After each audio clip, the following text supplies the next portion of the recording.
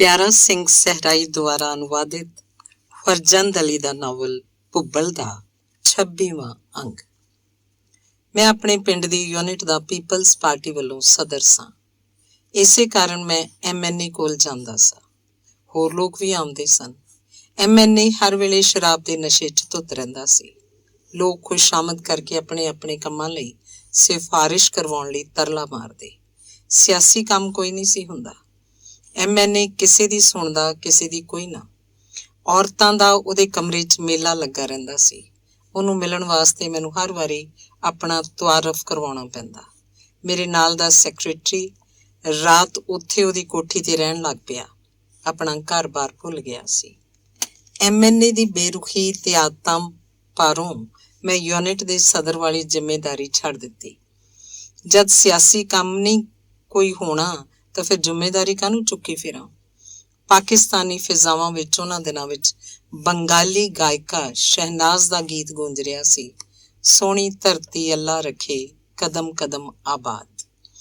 ਇਹ ਗੀਤ ਸੁਣ ਕੇ ਮੈਨੂੰ ਬੜੀ ਖਿੱਚ ਚੜ੍ਹੀ ਕਿ ਸੋਹਣੀ ਧਰਤੀ ਹੈ ਕਿਸ ਦੀ? ਮੇਰੀ ਤਾਂ ਚੱਪਾ ਵੀ ਨਹੀਂ। ਮੇਰੇ ਵਰਗੇ ਕਰੋੜਾਂ ਲੋਕ ਕੀੜਿਆਂ ਮਕੌੜਿਆਂ ਵਾਂਗ ਟੁਰਦੇ ਫਿਰਦੇ ਨੇ।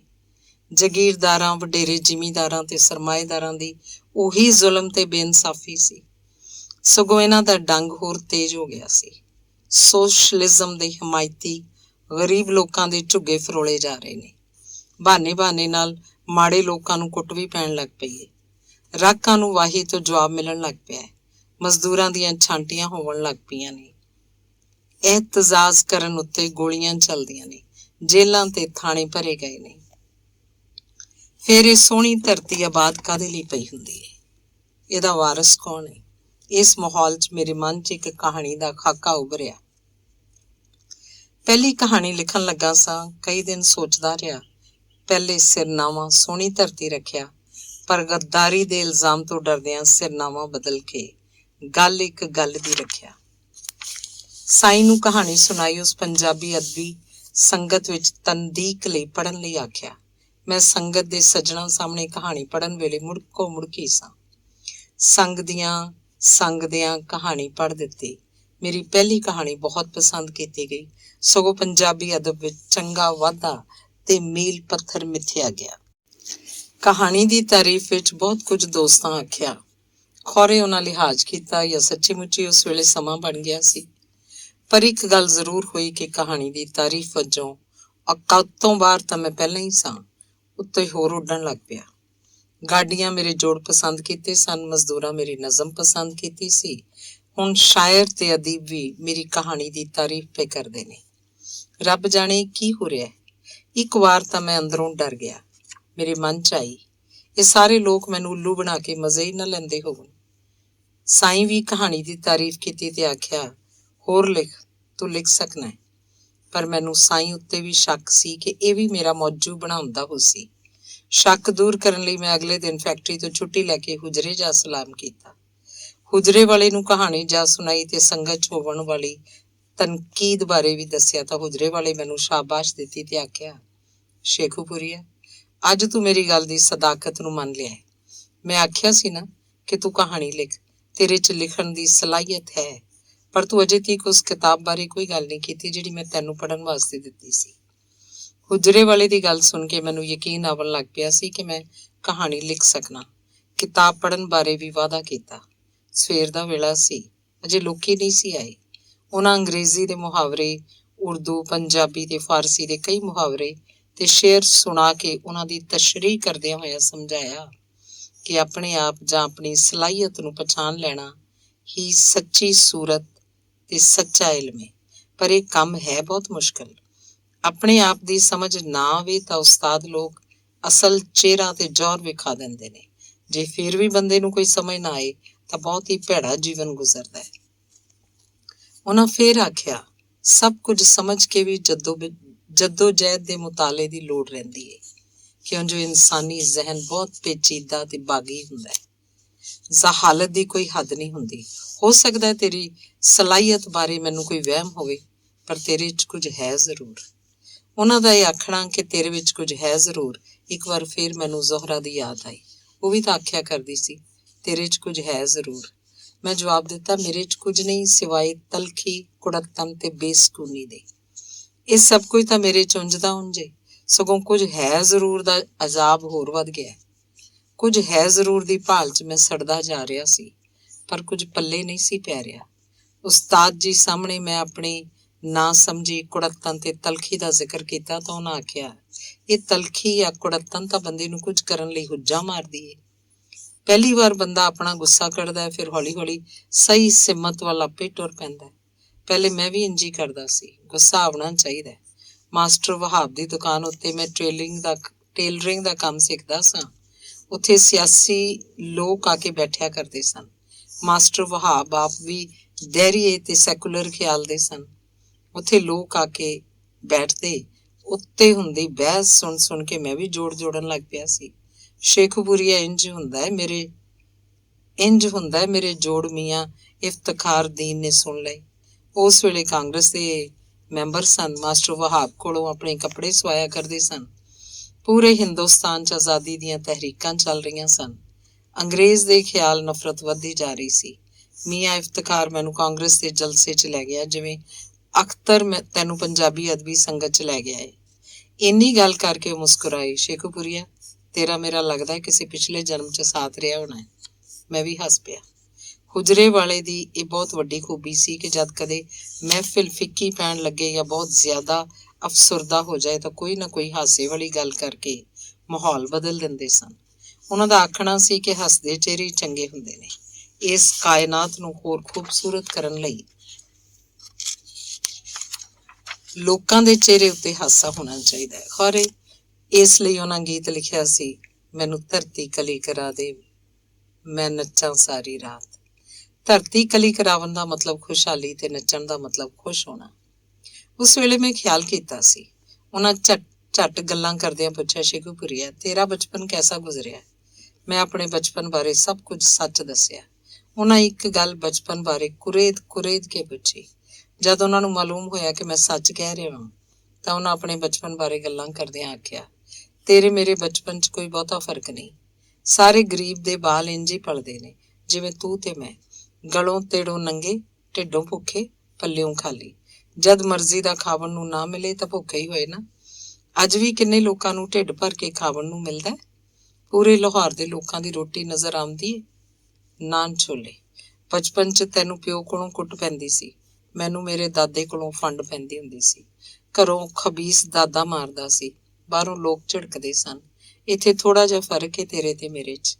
ਤੈਨੂੰ ਕੋਈ ਬਾਹਰ ਨਹੀਂ ਸੀ ਝਿੜਕਦਾ, ਮੈਨੂੰ ਤਾਂ ਬਾਹਰੋਂ ਵੀ ਕੁੱਟ ਪੈਂਦੀ ਸੀ। ਉਹ ਕਿਉਂ? ਮੇਰੇ ਆਖਣ ਉੱਤੇ ਉਹਨਾਂ ਮੈਨੂੰ ਇਸ਼ਾਰੇ ਨਾਲ ਚੁੱਪ ਰਹਿਣ ਲਈ ਆਖਿਆ। ਉਹ ਆਪ ਹੀ ਬੋਲਣਾ ਚਾਹੁੰਦੇ ਸਨ, ਬੜੇ ਸਹਿਜ ਤੇ ਆਪਣਾ ਰੋਣਾ ਅੰਦਰ ਡੱਕ ਕੇ।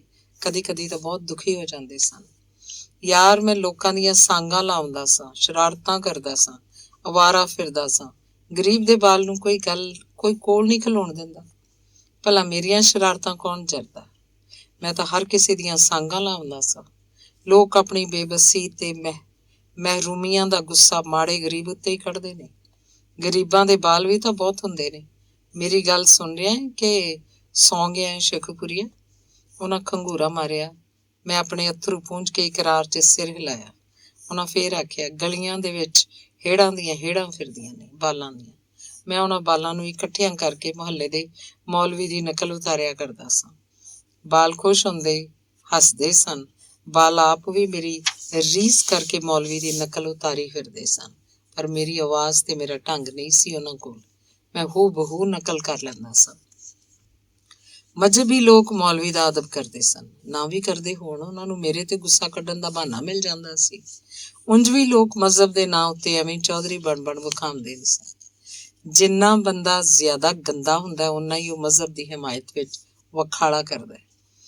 ਪਹਿਲੇ ਤਾਂ ਲੋਕ ਮੈਨੂੰ ਆਪ ਮਨਾ ਕਰਦੇ ਰਹੇ, ਫਿਰ ਉਹਨਾਂ ਮੌਲਵੀ ਨੂੰ ਜਾ ਆਖਿਆ ਕਿ ਦਰਜੀਆਂ ਦਾ ਮੁੰਡਾ ਚਿਰਾਗ ਤੁਹਾਡੀਆਂ ਨਕਲਾਂ ਕਰਦਾ ਹੈ।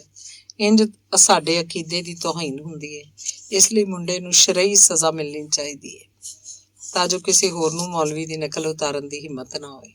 ਮੌਲਵੀ ਦੇ ਦਿਲ 'ਚ ਖੌਰੇ ਕੀ ਆਇਆ? ਉਹ ਚਾਹੁੰਦਾ ਤਾਂ ਆਪਣੀ ਮਸ਼ਹੂਰੀ ਵਾਸਤੇ ਮੇਰੇ ਲਈ ਸ਼ਰਈ ਸਜ਼ਾ ਤਜਵੀਜ਼ ਕਰ ਸਕਦਾ ਸੀ। ਮੈਨੂੰ ਸਜ਼ਾ ਦੇਣਾ ਕੋਈ ਮੁਸ਼ਕਿਲ ਗੱਲ ਵੀ ਨਹੀਂ ਸੀ। ਕਿਹੜਾ ਬਚਾਉਣ ਵਾਲਾ ਸੀ? ਦਾਦਾ ਤਾਂ ਅੱਗੇ ਮੈਥੋਂ ਉਖੜਿਆ ਸੀ। ਗਰੀਬ ਪਿਓ ਮੇਰਾ ਬਹੁਤ ਹੀ ਸਾਊ ਤੇ ਸਿੱਧਾ ਬੰਦਾ ਸੀ। ਲੋਕਾਂ ਦੀਆਂ ਸੁਣ ਕੇ ਮੌਲਵੀ ਆਖਿਆ, ਗੱਟੂ ਚੰਗਾ ਕਰਦਾ ਹੈ, ਉਹਨੂੰ ਕਰਨ ਦਿਓ। ਅੱਜ ਨਕਲਾਂ ਕਰਦਾ, ਕੱਲ ਨੂੰ ਅਸਲਾਂ ਵੀ ਕਰੇਗਾ। ਮੇਰਾ ਮਾਂ ਪਿਓ ਲੋਕਾਂ ਦੇ ਉਲਾਮੇ ਤੇ ਮੇਰੀਆਂ ਨਕਲਾਂ ਤੋਂ ਡਰਿਆ ਹੋਇਆ ਸੀ। ਉਹਨਾਂ ਮੈਨੂੰ ਸਕੂਲੇ ਪਾ ਦਿੱਤਾ। ਫਿਰ ਪੜ੍ਹਦਿਆਂ ਹੋਇਆਂ ਕਈ ਸਕੂਲ ਤਬਦੀਲ ਹੋਏ। ਵਜ੍ਹਾ ਤੈਨੂੰ ਦੱਸੀ ਸੀ ਨਾ। ਜਰਾ ਵੱਡਾ ਹੋਇਆ ਤੇ ਮੇਰੇ ਗਲ 'ਚ ਸਲੂਕਾ ਹੁੰਦਾ ਸੀ, ਜਿਹਨੂੰ ਕੁਝ ਲੋਕ ਫਤੂਈ ਵੀ ਆਖਦੇ ਸੀ। ਸਿਲਾਈ ਲਈ ਲੋਕਾਂ ਦੇ ਆਏ ਕੱਪੜਿਆਂ 'ਚੋਂ ਥੋੜ੍ਹਾ ਥੋੜ੍ਹਾ ਚੁਰਾ ਕੇ ਮੇਰਾ ਸਲੂਕਾ ਬਣਾਇਆ ਜਾਂਦਾ ਸੀ। ਕਈ ਕਈ ਰੰਗ ਹੁੰਦੇ ਸੀ ਮੇਰੇ ਸਲੂਕੇ ਤੇ ਕੱਛੇ ਵਿੱਚ। ਮੇਰੇ ਲੱਕ ਕੱਛਾ ਹੁੰਦਾ ਸੀ, ਪੂਰੇ ਕੱਪੜੇ ਦਾ ਕਦੇ ਮਿਲਦਾ ਹੀ ਨਹੀਂ ਸੀ। ਟਿੰਡ ਮੇਰੀ ਸ਼ੁਰੂ ਤੋਂ ਹੀ ਸੀ।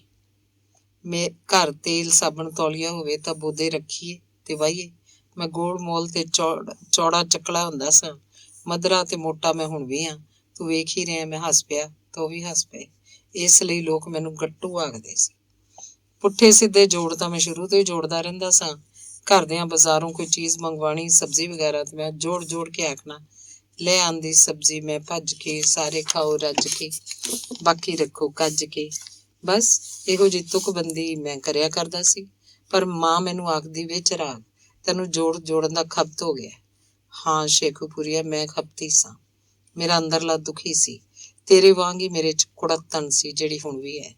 ਪਰ ਉਸ ਵੇਲੇ ਦੀ ਕੁੜੱਤਣ ਆਪਣੇ ਮਹਿਰੂਮੀਆਂ ਤੇ ਭੁੱਖਾਂ ਤੋਂ ਪੈਦਾ ਹੋਈ ਸੀ, ਤੇ ਹੁਣ ਆਪਣੇ ਵਰਗੇ ਬੇਸ਼ੁਮਾਰ ਭੁੱਖੇ ਤੇ ਮਾਰ ਖਾਂਦੇ ਲੋਕਾਂ ਨੂੰ ਵੇਖ ਕੇ ਅੰਦਰ ਹੋਰ ਭਾਂਬੜ ਮੱਚ ਪਿਆ। ਉਹਨਾਂ ਦੀਆਂ ਅੱਖਾਂ ਵਗਣ ਦੇ ਨੇੜੇ ਤੇੜੇ ਸਨ। ਉਹ ਪੂਰਾ ਯਤਨ ਕਰ ਰਹੇ ਸਨ ਕਿ ਅੱਖਾਂ ਗਿੱਲੀਆਂ ਨਾ ਹੋਵਣ। ਅੱਖਾਂ ਨੂੰ ਸੰਭਾਲਦੇ ਤਾਂ ਆਵਾਜ਼ 'ਚ ਕੰਬਣੀ ਜੀ ਆ ਜਾਂਦੀ ਸੀ। ਫਿਰ ਇੱਕ ਮੌਕਾ ਮਿਲਿਆ। ਅਸੀਂ ਦੋਵੇਂ ਇਕੱਲੇ ਸੀ। ਗੱਲਾਂ ਹੋਰ ਹੋਰ ਹੁੰਦੀਆਂ। ਗੱਲ ਫੇਰ ਕੇ ਸਾਡੇ ਆਪਣੇ ਵੱਲ ਆ ਗਈ। ਉਹਨਾਂ ਦੱਸਿਆ, ਸ਼ੇਖੂਪੁਰੀਆ, ਜੇ ਮੈਂ ਚਾਹੁੰਦਾ ਤਾਂ ਆਪਣੇ ਲਈ ਬਹੁਤ ਕੁਝ ਕਰ ਸਕਦਾ ਸਾਂ। ਬਚਪਨ ਦੀਆਂ ਭੁੱਖਾਂ ਤੇ ਮਹਿਰੂਮੀਆਂ ਸਭ ਦੂਰ ਹੋ ਸਕਦੀਆਂ ਸਨ। ਪਰ ਮੈਂ ਤਾਂ ਆਪਣੇ ਵਰਗੇ ਕਰੋੜਾਂ ਤੇ ਅਰਬਾਂ ਲੋਕਾਂ ਦੇ ਨਾਲ ਰਲ ਕੇ ਰਹਿਣਾ ਚਾਹੁੰਦਾ ਵਾਂ। ਵੱਖਰਾ ਆਜ਼ਾਦ ਹੋ ਕੇ ਮੈਂ ਖੁਸ਼ ਨਹੀਂ ਸਾ ਰਹਿ ਸਕਦਾ। ਮੈਨੂੰ ਤਾਂ ਉਹ ਆਜ਼ਾਦੀ ਚਾਹੀਦੀ ਹੈ ਜਿਹੜੀ ਸਭ ਲੋਕਾਂ ਦੇ ਨਾਲ ਸਾਂਝੀ ਹੋਵੇ। ਮੈਂ ਇਕੱਲੀ ਆਜ਼ਾਦੀ ਨੂੰ ਰੱਦ ਕਰ ਦਿੱਤਾ ਸੀ ਤੇ ਹੁਣ ਵੀ ਮੈਂ ਇਕੱਲਾ ਮੌਜਾਂ ਮਾਣਨ ਲਈ ਆਜ਼ਾਦ ਨਹੀਂ ਹੋਣਾ ਚਾਹੁੰਦਾ। ਮੈਨੂੰ ਇਸ ਗੱਲ ਉੱਤੇ ਤਸੱਲੀ ਨਾ ਹੋਈ। ਪੁੱਛਿਆ, ਆਜ਼ਾਦੀ ਤੇ ਖੁਸ਼ਹਾਲੀ ਤਾਂ ਬੰਦੇ ਦਾ ਬੁਨਿਆਦੀ ਹੱਕ ਏ। ਮੈਂ ਬੜੇ ਹੀ ਅਦਬ ਨਾਲ ਸਵਾਲ ਕੀਤਾ। ਉਹਨਾਂ ਝੱਟ ਸਮਝ ਲਿਆ ਕਿ ਮੈਂ ਕੀ ਕਹਿਣਾ ਚਾਹੁੰਦਾ ਸਾਂ, ਪਰ ਕਹਿ ਨਹੀਂ ਸਾ ਸਕਦਾ, ਜਾਂ ਮੈਨੂੰ ਕਹਿਣ ਦਾ ਚੱਜ ਨਹੀਂ ਸੀ ਆ ਰਿਹਾ।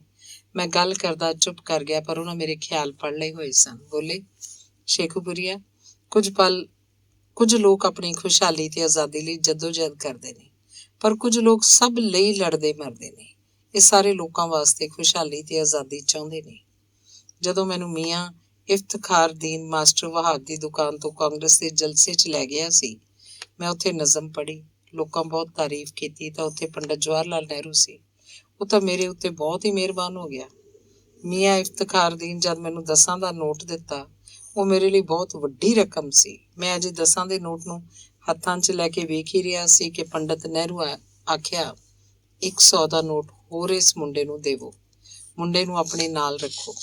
ਮੇਰੇ ਲਈ ਤਾਂ 10 ਰੁਪਏ ਹੀ ਬਹੁਤ ਜ਼ਿਆਦਾ ਸਨ। ਮੇਰੀ ਹੈਸੀਅਤ ਨਾਲੋਂ ਉੱਤੋਂ 100 ਦਾ ਨੋਟ ਮਿਲਣ ਨਾਲ ਮੇਰੀ ਕਾਇਆ ਹੀ ਪਲਟ ਗਈ। ਮੈਂ ਫਿਰ ਦੁਕਾਨ ਉੱਤੇ ਨਹੀਂ ਸੀ ਗਿਆ। ਕਾਂਗਰਸ ਦੇ ਜਲਸਿਆਂ 'ਚ ਨਜ਼ਮਾਂ ਪੜ੍ਹਨ ਲੱਗ ਪਿਆ, ਆਜ਼ਾਦੀ ਦੇ ਗੀਤ ਗਾਵਣ ਲੱਗ ਪਿਆ। ਆਪਣੇ ਲਈ ਨਹੀਂ, ਆਪਣੇ ਵਰਗੇ ਸਭ ਲੋਕਾਂ ਲਈ। ਜਲਸਾ ਪੜ੍ਹਨ ਕਾਰਨ ਪੈਸੇ ਵੀ ਮਿਲਦੇ ਸਨ ਤੇ ਦਾਦ ਵੀ ਢੇਰ ਲੱਭਦੀ ਸੀ। ਸ਼ਾਇਰੀ ਦੀ ਨੋਕ ਪਲਕ ਸਵਾਰਨ ਲਈ ਮੈਂ ਉਸਤਾਦ ਹਮਦਮ ਹੋਰਾਂ ਦੇ ਜਾ ਪੈਰ ਫੜੇ। ਹੁਜਰੇ 'ਚ ਕੁਝ ਲੋਕ ਆ ਗਏ ਸਨ ਤਾਂ ਸਾਡੀ ਚਲਦੀ ਗੱਲ ਉੱਥੇ ਹੀ ਮੁੱਕ ਗਈ। ਅੰਗ 27ਵਾਂ। ਫੈਕਟਰੀ 'ਚ ਬਹੁਤ ਸਾਰੇ ਲੋਕਾਂ ਨੂੰ ਸਲਾਮ ਕਰਨਾ ਪੈਂਦਾ ਸੀ। ਬੜੇ ਬੇਹੁਦਾ ਤੇ ਮਕਰੂਹ ਚਿਹਰੇ ਅਫਸਰਾਂ ਦੇ ਸਨ, ਪਰ ਮਜ਼ਦੂਰਾਂ ਨੂੰ ਤਾਂ ਸਲਾਮ ਕਰਨੀ ਪੈਂਦੀ ਸੀ। ਮੈਨੂੰ ਇਹ ਸਭ ਕੁਝ ਬੁਰਾ ਲੱਗਦਾ ਸੀ, ਪਰ ਸਲਾਮ ਕਰਨਾ ਪੈਂਦਾ ਸੀ। ਵਾਹੀ ਬੀਜੀ ਮੈਂ ਛੱਡ ਦਿੱਤੀ ਸੀ। ਹੋਰ ਕੋਈ ਕੰਮ ਆਉਂਦਾ ਨਹੀਂ ਸੀ। ਯੂਨੀਅਨ ਦੇ ਲੀਡਰਾਂ ਨਾਲ ਇੱਟ ਖੜਿੱਕਾ ਹੁੰਦਾ ਰਹਿੰਦਾ। ਨੌਕਰੀ ਨਾਲ ਚਿੰਬੜਿਆ ਰਹਿਣ ਲਈ ਸਲਾਮਾਂ ਫੇਰ ਕਰਨੀਆਂ ਲਾਜ਼ਮੀ ਹੋਈਆਂ। ਮਜ਼ਦੂਰ ਲੀਡਰ ਤਕਰੀਰਾਂ ਤੇ ਬਹੁਤ ਸੋਹਣੀਆਂ ਕਰਦੇ ਸਨ, ਪਰ ਉਹਨਾਂ ਦੇ ਅਮਲ ਬਿਲਕੁਲ ਹੀ ਉਲਟ ਹੁੰਦੇ ਸਨ। ਸਗੋਂ ਮੁਖਾਲਫ ਮਜ਼ਦੂਰ ਨੂੰ ਮਿਲੇ ਇੰਤਜ਼ਾਮੀਆਂ ਕੋਲੋਂ ਕਿਸੇ ਨਾ ਕਿਸੇ ਬਹਾਨੇ ਸਜ਼ਾ ਦਿਵਾ ਕੇ ਜ਼ਲੀਲ ਕਰਾਇਆ ਕਰਦੇ ਸਨ। ਮੇਰੇ ਖਿਲਾਫ ਲੀਡਰਾਂ ਨੂੰ ਹੋਰ ਕੁਝ ਨਾ ਲੱਭਦਾ ਤਾਂ ਕਾਫਰ ਆਖਦੇ, ਕੰਮੀ ਆਖਦੇ। ਕਾਫਰ ਤੇ ਕੰਮੀ ਵਾਲੀ ਗੱਲ ਮਜ਼ਦੂਰਾਂ 'ਚ ਬਹੁਤ ਫੈਲ ਜਾਂਦੀ। ਮੈਨੂੰ ਇਹ ਵੀ ਦੁੱਖ ਹੋਇਆ ਕਿ ਮਜ਼ਦੂਰ ਆਪਣੇ ਆਪ ਨੂੰ ਅਜੇ ਤੀਕਰ ਮਜ਼ਦੂਰ ਨਹੀਂ ਸਮਝ ਰਹੇ। ਆਪਣੀ ਸ਼ਨਾਖਤ ਲਈ ਉੱਚੀਆਂ ਜਾਤਾਂ ਵਾਲੇ ਹੀ ਰਹਿਣਾ ਪਸੰਦ ਕਰਦੇ, ਭਾਵੇਂ ਚਪੜਾਸੀ ਤੇ ਚੌਕੀਦਾਰ ਦੀ ਨੌਕਰੀ ਕਿਉਂ ਨਾ ਕਰਦੇ ਹੋਣ। ਮੇਰੇ ਲਈ ਇਹ ਵੀ ਨਾ ਸਮਝ ਆਉਣ ਵਾਲਾ ਰਵੱਈਆ ਸੀ। ਮੈਂ ਜਿਉਂ-ਜਿਉਂ ਮਜ਼ਦੂਰਾਂ ਨੂੰ ਇਹ ਅਹਿਸਾਸ ਦਿਵਾਉਣ ਦਾ ਯਤਨ ਕਰਦਾ ਕਿ ਅਸਾਂ ਮਜ਼ਦੂਰ ਹਾਂ, ਕੰਮੀ ਜਾਂ ਚੌਧਰੀ, ਸਰਦਾਰ ਜਾਂ ਸੱਯਦ ਨਹੀਂ ਹਾਂ, ਲੋਕ ਮੈਥੋਂ ਦੂਰ ਹੁੰਦੇ ਗਏ। ਉਹ ਤਾਂ ਆਪਣੀ ਸ਼ਾਨ ਉੱਚੀ ਜਾਤ ਨਾਲ ਜੋੜ ਕੇ ਖੁਸ਼ ਹੁੰਦੇ ਸਨ।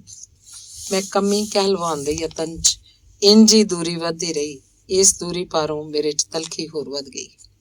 ਇੱਥੇ ਵੀ ਮੈਂ ਕਿਸੇ ਨੂੰ ਬੇਲੀ ਨਾ ਬਣਾਇਆ ਜਾਂ ਖੌਰੇ ਕੋਈ ਬੇਲੀ ਬਣਿਆ ਹੀ ਨਹੀਂ ਸੀ। ਮੇਰਾ ਆਪਣਾ ਕਬੀਲਾ ਵੀ ਬਹੁਤ ਵੱਡਾ ਸੀ। ਕੋਈ ਨਾ ਕੋਈ ਮਰਦਾ ਜਿਉਂਦਾ ਰਹਿੰਦਾ ਸੀ। ਝਗੜੇ ਝੇੜੇ ਵੀ ਕਰਦੇ ਰਹਿੰਦੇ ਸਨ। ਕੋਈ ਕਿਸੇ ਦੀ ਗੱਲ ਨਾ ਸੁਣਦਾ। ਆਪਣੀ ਆਪਣੀ ਆਕੜ 'ਚ ਰਹਿੰਦੇ, ਧੌਂਸ ਤੇ ਧੱਕੇ ਧਕਾਨੇ ਦੇ ਚੌਧਰੀ ਬਣ ਵਿਖਾਉਂਦੇ ਸੀ। ਮੇਰੇ ਲਈ ਇਹ ਸਾਰਾ ਕੁਝ ਬੇਸੁਆਦਾ ਸੀ। ਬਰਾਦਰੀ ਦੇ ਇਕੱਠਾਂ ਤੇ ਜਸ਼ਨਾਂ 'ਚ ਮੈਂ ਘੱਟ ਹੀ ਰਲਤ ਕਰਦਾ। ਬਰਾਦਰੀ 'ਚ ਹੁੰਦਾ ਕੀ ਸੀ? ਗਿਲਾ, ਸ਼ਿਕਵਾ, ਨਫ਼ਰਤਾਂ, ਕਦੂਰਤਾਂ, ਉੱਤੋਂ ਭੁੱਖ ਨੰਗ ਦੇ ਬਾਵਜੂਦ ਆਕੜ ਬਹੁਤ। ਇਸੇ ਲਈ ਮੈਂ ਬਰਾਦਰੀ ਕੋਲੋਂ ਵੀ ਦੂਰ ਹੀ ਰਿਹਾ। ਘਰ ਵਾਲੇ ਤੇ ਸਾਰੇ ਉਹਨਾਂ ਦੇ ਵਾਂਗ ਸਨ। ਮੇਰੀ ਖੋਪੜੀ 'ਚ ਹੀ ਕੋਈ ਪੁੱਠੀ ਮੱਤ ਸੀ। ਇਹੀ ਖਿਆਲ ਸੀ ਘਰ ਵਾਲਿਆਂ ਦਾ ਮੇਰੇ ਬਾਰੇ। ਅਦੀਬਾਂ ਦੇ ਇਕੱਠ 'ਚ ਜਾਂਦਾ ਸਾਂ। ਉੱਥੇ ਸਾਈਂ ਨਾਲ ਮੁਲਾਕਾਤ ਹੁੰਦੀ ਤਾਂ ਉਹ ਮੈਨੂੰ ਮਾਰਕਸਿਜ਼ਮ ਬਾਰੇ ਬਹੁਤ ਕੁਝ ਸਮਝਾਇਆ ਕਰਦਾ ਸੀ। ਉਹਦੀ ਗੱਲ ਦਿਲ ਨੂੰ ਚੰਗੀ ਲੱਗਦੀ ਸੀ ਕਿ ਸਾਰੇ ਇੱਕ ਹੋਵਣ, ਸਾਰੇ ਦੁੱਖ ਤੇ ਸਾਂਝੀ ਭੁੱਖ ਹੋਵੇ। ਪਰ ਮੈਂ ਸੋਚਦਾ ਇੰਝ ਕਿਵੇਂ ਹੋ ਸੀ? ਸਾਈਂ ਦਾ ਜਵਾਬ ਹੁੰਦਾ, ਅੱਧੀ ਦੁਨੀਆ 'ਚ ਤਾਂ ਹੋ ਗਿਆ ਹੈ। ਰੂਸ 'ਚ, ਚੀਨ 'ਚ, ਵੀਅਤਨਾਮ ਤੇ ਕਈ ਹੋਰ ਮੁਲਕਾਂ ਦੇ ਨਾਂ ਲੈ ਕੇ ਉਸ ਆਖਿਆ, ਇੱਥੇ ਵੀ ਸੋਸ਼ਲਿਜ਼ਮ ਆਇਆ ਹੈ ਕਿ ਆਇਆ?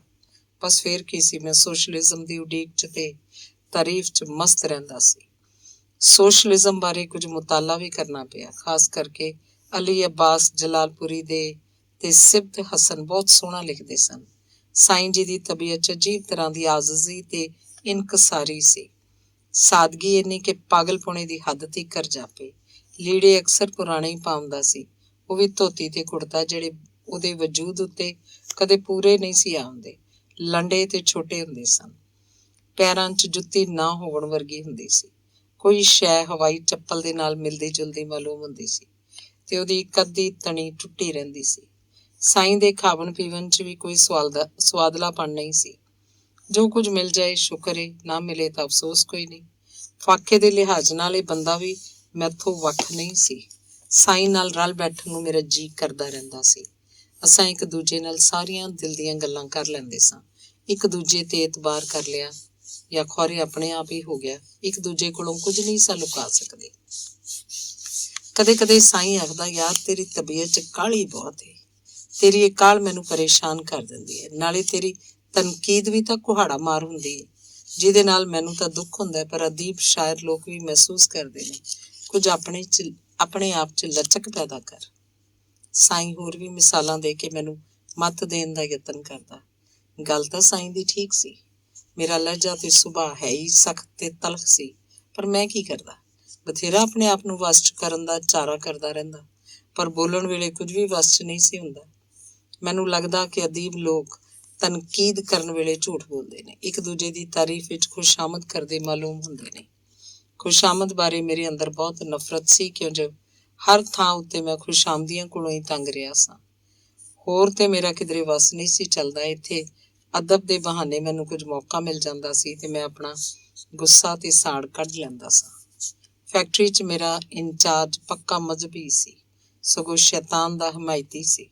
ਮੇਰਾ ਸੁਭਾਅ ਝਗੜਾਲੂ ਸੀ। ਇੰਚਾਰਜ ਮੈਨੂੰ ਦਬਾ ਕੇ ਰੱਖਣ ਲਈ ਨਿੱਕੀ ਨਿੱਕੀ ਗੱਲ ਉੱਤੇ ਵੀ ਬਹੁਤ ਰੋਅਬ ਵਿਖਾਉਂਦਾ, ਰੋਜ਼ ਪੁੱਛ ਪ੍ਰਤੀਤ ਕਰਦਾ। ਦੂਜੇ ਮਜ਼ਦੂਰਾਂ ਸਾਹਮਣੇ ਮੈਨੂੰ ਝਾੜ ਪਾਉਣ ਦਾ ਮੌਕਾ ਲੱਭਦਾ ਰਹਿੰਦਾ। ਜਦ ਕਦੀ ਉਹਨੂੰ ਮੌਕਾ ਮਿਲਦਾ ਤਾਂ ਮੇਰੀ ਬਜਾਏ ਸੋਸ਼ਲਿਜ਼ਮ ਨੂੰ ਬਹੁਤਾ ਮੰਦਾ ਬੋਲਦਾ। ਇੰਚਾਰਜ ਆਪਣੀ ਮਜ਼ਹਬੀ ਸੋਚ ਕਾਰਨ ਆਪਣੇ ਆਪ ਨੂੰ ਮੁਅੱਜ਼ਜ਼ ਤੇ ਨੇਕ ਸਮਝਦਾ ਸੀ ਤੇ ਮੈਂ ਆਪਣੇ ਸੈਕੂਲਰਿਜ਼ਮ ਤੇ ਸੋਸ਼ਲਿਜ਼ਮ ਉੱਤੇ ਮਾਣ ਕਰਦਾ ਸੀ। ਇਸ ਟਕਰਾਓ ਕਾਰਨ ਬੜੀ ਤੰਗੀ ਦੇ ਦਿਨ ਆਏ। ਨਿੱਤ ਨੌਕਰੀ ਤੋਂ ਜਵਾਬ ਮਿਲਣ ਦਾ ਡਰ ਵੀ ਰਹਿੰਦਾ ਸੀ। ਹੁਜਰੇ 'ਚ ਆ ਕੇ ਮੇਰੀ ਤਬੀਅਤ ਨੂੰ ਕੁਝ ਸਕੂਨ ਮਿਲਦਾ। ਇੱਥੇ ਲੋਕ ਸਨ ਪਿਆਰ ਕਰਨ ਵਾਲੇ, ਦੁੱਖ ਦਰਦ ਸੁਣਨ ਵਾਲੇ ਤੇ ਸੋਚਾਂ 'ਚ ਠੰਡ ਦੀ ਲਹਿਰ ਦਾ ਵਸੀਲਾ ਬਣਨ ਵਾਲੇ। ਮੇਰੀ ਜ਼ਬਾਨ ਵੀ ਤਾਂ ਇੱਥੇ ਆ ਕੇ ਮੇਰੇ ਵੱਸ 'ਚ ਰਹਿੰਦੀ ਸੀ। ਇੱਕ ਇੱਕ ਲਫ਼ਜ਼ ਬੋਲਣ ਤੋਂ ਪਹਿਲਾਂ ਮੈਨੂੰ 100 ਵਾਰ ਸੋਚਣਾ ਪੈਂਦਾ ਸੀ। ਫਿਰ ਵੀ ਮੇਰੇ ਮੂੰਹ 'ਚੋਂ ਲਫ਼ਜ਼ ਉੜ ਕੇ ਤੇ ਫੁੱਟ ਕੇ ਨਿਕਲਦੇ। ਹੁਜਰੇ ਵਾਲੇ ਦੀ ਵਡਿਆਈ ਦਾ ਥੋ ਮੇਰੇ ਛੋਟੇ ਦਿਮਾਗ ਨੂੰ ਨਹੀਂ ਸੀ ਲੱਗ ਰਿਹਾ। ਹੁਜਰੇ ਵਾਲਾ ਤਾਂ ਮੇਰੀ ਸੋਚ ਤੋਂ ਵੀ ਕੁਝ ਬਹੁਤ ਹੀ ਵੱਡਾ ਬੰਦਾ ਸੀ। ਹੈਰਾਨੀ ਤਾਂ ਉਸ ਵੇਲੇ ਹੁੰਦੀ ਜਦ ਹੁਜਰੇ ਵਾਲਾ ਆਪਣੇ ਬਾਰੇ ਬੋਲਦਾ ਤਾਂ ਚੰਗ ਮੰਦ ਸਭ ਕੁਝ ਸੱਚ ਬੋਲੀ ਜਾਂਦਾ। ਆਪਣੇ ਘਰਦਿਆਂ ਬਾਰੇ ਵੀ ਸੱਚੋ ਸੱਚ ਬੋਲਣਾ ਮੇਰੇ ਲਈ ਬਿਲਕੁਲ ਹੀ ਨਵੀਂ ਤੇ ਅਨੋਖੀ ਗੱਲ ਸੀ। ਮੈਂ ਅਕਸਰ ਸੋਚਦਾ ਕਿ ਇੰਨੇ ਸੱਚੇ ਬੰਦੇ ਵੀ ਹੁੰਦੇ ਨੇ। ਇੱਕ ਵਾਰ ਉਹਨਾਂ ਆਪਣੇ ਘਰਦਿਆਂ ਦੇ ਬਾਰੇ ਦੱਸਿਆ, ਮੇਰੀ ਇੱਕ ਵੱਡੀ ਭੈਣ ਤੇ ਵੱਡਾ ਭਰਾ ਵੀ ਹੁੰਦਾ ਸੀ। ਸਾਰੇ ਲੋਕ ਮੈਨੂੰ ਪਿਆਰ ਕਰਨ ਵਾਲੇ ਸਨ, ਪਰ ਮੇਰਾ ਦਾਦਾ ਬਹੁਤ ਜ਼ਾਲਮ, ਤਸ਼ੱਦਦ ਪਸੰਦ ਤਬੀਅਤ ਵਾਲਾ ਸੀ। ਕਈ ਵਾਰ ਮੈਂ ਉਹਨਾਂ ਦੇ ਨਾਲ ਮੁਸ਼ਾਇਰੇ ਵੇਖੇ ਤੇ ਸੁਣੇ। ਇੱਕ ਇੱਕ ਸ਼ੇਅਰ ਉੱਤੇ ਲੋਕੀ ਉਛਲ ਉਛਲ ਪੈਂਦੇ ਸਨ, ਪਰ ਹੁਜਰੇ ਵਾਲਾ ਦਾਦੇ ਦੇ ਤਸ਼ੱਦਦ ਤੋਂ ਇੰਨਾ ਡਰਿਆ ਹੋਇਆ ਸੀ ਕਿ ਦਾਦੇ ਦੇ ਜ਼ਿਕਰ ਉੱਤੇ ਉਹਨਾਂ ਦੀਆਂ ਅੱਖਾਂ 'ਚ ਹੰਝੂ ਵਗ ਟੁਰਦੇ ਸਨ। ਇੱਥੇ ਆ ਕੇ ਮੈਨੂੰ ਕੁਝ ਸਾਂਝ ਮਾਲੂਮ ਹੁੰਦੀ ਸੀ। ਸਾਂਝੇ ਦੁੱਖ, ਸਾਂਝੀ ਅੱਗ ਲੱਗੀ ਜਾਪਦੀ ਸੀ। ਇੱਥੇ ਮੈਨੂੰ ਹੀਣਾ ਨਹੀਂ ਸੀ ਸਮਝਿਆ ਜਾਂਦਾ, ਸਗੋਂ ਇੱਥੇ ਆ ਕੇ ਅਹਿਸਾਸ ਹੁੰਦਾ ਸੀ ਕਿ ਮੈਂ ਵੀ ਇਨਸਾਨ ਹਾਂ, ਮੈਨੂੰ ਵੀ ਭੁੱਖ ਲੱਗਦੀ ਹੈ, ਮੇਰੀਆਂ ਵੀ ਲੋੜਾਂ ਦੂਜੇ ਇਨਸਾਨਾਂ ਵਾਂਗ ਹਨ। ਮੇਰੀ ਕੋਈ ਜ਼ਬਾਨ ਵੀ ਹੈ ਤੇ ਕੋਈ ਹੈਸੀਅਤ ਵੀ। ਬਹੁਤ ਲੋਕ ਆਉਂਦੇ ਸਨ ਹੁਜਰੇ 'ਚ। ਹੁਜਰੇ ਵਾਲਾ ਸਭ ਦਾ ਇਹਤਰਾਮ ਕਰਦਾ ਸੀ, ਪਿਆਰ ਤੇ ਮੁਹੱਬਤ ਕਰਦਾ ਸੀ। ਰੋਟੀ ਵੇਲਾ ਹੁੰਦਾ ਤਾਂ ਹਰ ਮੌਜੂਦ ਬੰਦਾ ਰੋਟੀ ਖਾਵਣ 'ਚ ਸ਼ਾਮਲ ਹੁੰਦਾ। ਮੇਰੇ ਉੱਤੇ ਇਸ ਪਿਆਰ ਤੇ ਇਲਮੀ ਮਾਹੌਲ ਦਾ ਬਹੁਤ ਅਸਰ ਹੋਇਆ। ਇੱਥੇ ਹਰ ਮੁਸ਼ਕਲ ਤੇ ਹਰ ਔਖੀ ਗੱਲ ਦੀ ਗੁੰਝਲ ਹਾਸੇ ਹਾਸੇ 'ਚ ਖੁੱਲ ਜਾਂਦੀ ਸੀ। ਮੇਰੀ ਤਬੀਅਤ 'ਚ ਕੁਝ ਸ਼ੋਖੀ ਆ ਰਹੀ ਸੀ। ਮੈਂ ਵੀ ਆਪਣੇ ਆਪ ਨੂੰ ਜਿਉਂਦਾ ਮਨੁੱਖ ਸਮਝਣ ਲੱਗ ਪਿਆ ਸਾਂ। ਦੁਨੀਆ ਦੇ ਕਲਾਸਿਕੀ ਅਦਬ ਬਾਰੇ ਮੈਨੂੰ ਇੱਥੋਂ ਹੀ ਜਾਣਕਾਰੀ ਮਿਲੀ ਤੇ ਕੁਝ ਪੜ੍ਹਨ ਦਾ ਮੌਕਾ ਵੀ। ਵੇਲੇ ਦੇ ਨਵੇਂ ਅਦਬ ਦੀ ਟੋਰ ਬਾਰੇ ਵੀ ਮਾਲੂਮ ਹੁੰਦਾ ਰਹਿੰਦਾ ਸੀ। ਹੁਜਰੇ ਵਾਲੇ ਦਾ ਦੱਸਣ ਤੇ ਸਮਝਾਉਣ ਦਾ ਢੰਗ ਬਹੁਤ ਹੀ ਆਸਾਨ ਤੇ ਦਿਲਚਸਪ ਹੁੰਦਾ ਸੀ। ਇੱਕ ਇੱਕ ਗੱਲ ਨੂੰ ਸਮਝਾਉਣ ਵੇਲੇ ਕਈ ਕਿਤਾਬਾਂ ਦਾ ਨਿਚੋੜ ਬਿਆਨ ਕਰ ਦਿੰਦੇ। ਇਹ ਵੀ ਪਤਾ ਲੱਗ ਜਾਂਦਾ ਕਿ ਕਿਹੜੀ ਕਿਤਾਬ ਦਾ ਮਵਾਦ ਕਿਹੜੀ ਕਿਤਾਬ ਦੇ ਖਿਆਲ ਤੋਂ ਚੁਰਾ ਕੇ ਲਿਖਿਆ ਗਿਆ। ਪਰ ਆਪ ਚੰਗੇ ਇਲਮ ਅਦਬ ਦੇ ਜਾਣੂ ਤੇ ਸਾਦਾ ਜੀਵਨ ਗੁਜ਼ਾਰਨ ਵਾਲੇ ਚਹਿਕਦੇ ਕਦੀ ਕਦੀ ਉਦਾਸ ਵੀ ਹੋ ਜਾਇਆ ਕਰਦੇ। ਇੰਜ ਦਾ ਮਾਹੌਲ ਮੈਂ ਕਈ ਵਾਰ ਮਹਿਸੂਸ ਕੀਤਾ। ਉਹਨਾਂ ਦੇ ਚਿਹਰੇ ਉੱਤੋਂ ਉੱਠਦੀਆਂ ਉਦਾਸੀਆਂ ਨੂੰ ਮੈਂ ਵੇਖ ਲੈਂਦਾ ਸਾਂ, ਪਰ ਵਜ੍ਹਾ ਪੁੱਛਣ ਦੀ ਹਿੰਮਤ ਨਹੀਂ ਸੀ ਪੈਂਦੀ। ਮੇਰੀਆਂ ਆਪਣੀਆਂ ਸੋਚਾਂ ਭਾਵੇਂ ਬਦਲ ਗਈਆਂ ਸਨ, ਚੀਜ਼ਾਂ ਨੂੰ ਵੇਖਣ ਦਾ ਢੰਗ ਹੋਰ ਹੋ ਗਿਆ ਸੀ, ਪਰ ਮੇਰਾ ਅੰਦਰਲਾ ਜੇ ਰਾਜ਼ੀ ਨਹੀਂ ਸੀ ਹੋ ਰਿਹਾ। ਰੇਸ਼ਮਾਂ ਦੇ ਗਾਵਣ ਵਾਂਗਰ ਮਨ ਮੈਥੋਂ ਨਹੀਂ ਮੰਨਦਾ। ਮੇਰਾ ਮਨ ਮੈਥੋਂ ਨਾਰਾਜ਼ ਸੀ, ਪਤਾ ਨਹੀਂ ਕਿਉਂ। ਮਨ ਕੀ ਚਾਹੁੰਦਾ ਸੀ? ਅੰਦਰ ਹੀ ਅੰਦਰ ਚਿਣਗ ਜਿਹੀ ਲੱਗਦੀ ਜਾਪਦੀ ਸੀ। ਕਦੇ ਕਦੇ ਤਾਂ ਉਹ ਚਿਣਗ ਮੱਚ ਖਲੋਂਦੀ ਸੀ ਤਾਂ ਮੇਰੀਆਂ ਅੱਖਾਂ ਹੰਝੂਆਂ ਦਾ ਪਾਣੀ ਡੋਲ ਕੇ ਭਾਂਬੜ ਬੁਝਾਉਣ ਦਾ ਯਤਨ ਕਰਦੀਆਂ ਸਨ। ਮਨ 'ਚ ਲੱਗੀ ਅੱਗ ਅੱਖਾਂ ਦੇ ਪਾਣੀ ਨਾਲ ਭਲਾ ਕਿਵੇਂ ਬੁਝ ਸਕਦੀ ਸੀ? ਪਰ ਰੋਵਣ ਨਾਲ ਕੁਝ ਮੱਠੀ ਜ਼ਰੂਰ ਹੋ ਜਾਂਦੀ ਸੀ। ਕੁਝ ਦਿਨਾਂ ਲਈ ਸਾੜ ਘਟ ਜਾਇਆ ਕਰਦਾ ਸੀ। ਇੰਜ ਜਾਪਦਾ ਸੀ ਕਿ ਹੁਜਰੇ ਵਾਲੇ ਦੇ ਮਨ ਅੰਦਰ ਵੀ ਕੋਈ ਐਸੀ ਅੱਗ ਦਾ ਸਾੜ ਏ। ਉਹਨਾਂ ਦੇ ਅੰਦਰ ਵੀ ਕੋਈ ਨਾ ਕੋਈ ਚਿਣਗ ਜ਼ਰੂਰ ਸੁਲਗਦੀ ਜਾਪਦੀ ਸੀ। ਇੱਕ ਦਿਨ ਇੱਕ ਫਿਲਮੀ ਸ਼ਾਇਰ ਆਇਆ ਹੋਇਆ ਸੀ। ਉਹ ਵੀ ਆਪਣੇ ਆਪ ਨੂੰ ਹੁਜਰੇ ਵਾਲੇ ਦਾ ਸ਼ਾਗਿਰਦ ਆਖਿਆ ਕਰਦਾ ਸੀ। ਉਸ ਫਿਲਮੀ ਸ਼ਾਇਰ ਆਪਣੇ ਘਰ ਦੀਆਂ ਔਕੜਾਂ ਤੇ ਆਪਣੇ ਨਾਫਰਮਾਨ ਔਲਾਦ ਹੱਥੋਂ ਲੱਗੇ ਫੱਟ ਸੁਣਾ ਕੇ ਹੁਜਰੇ ਦਾ ਸਾਰਾ ਮਾਹੌਲ ਸੋਗ ਨਾਲ ਭਰ ਦਿੱਤਾ।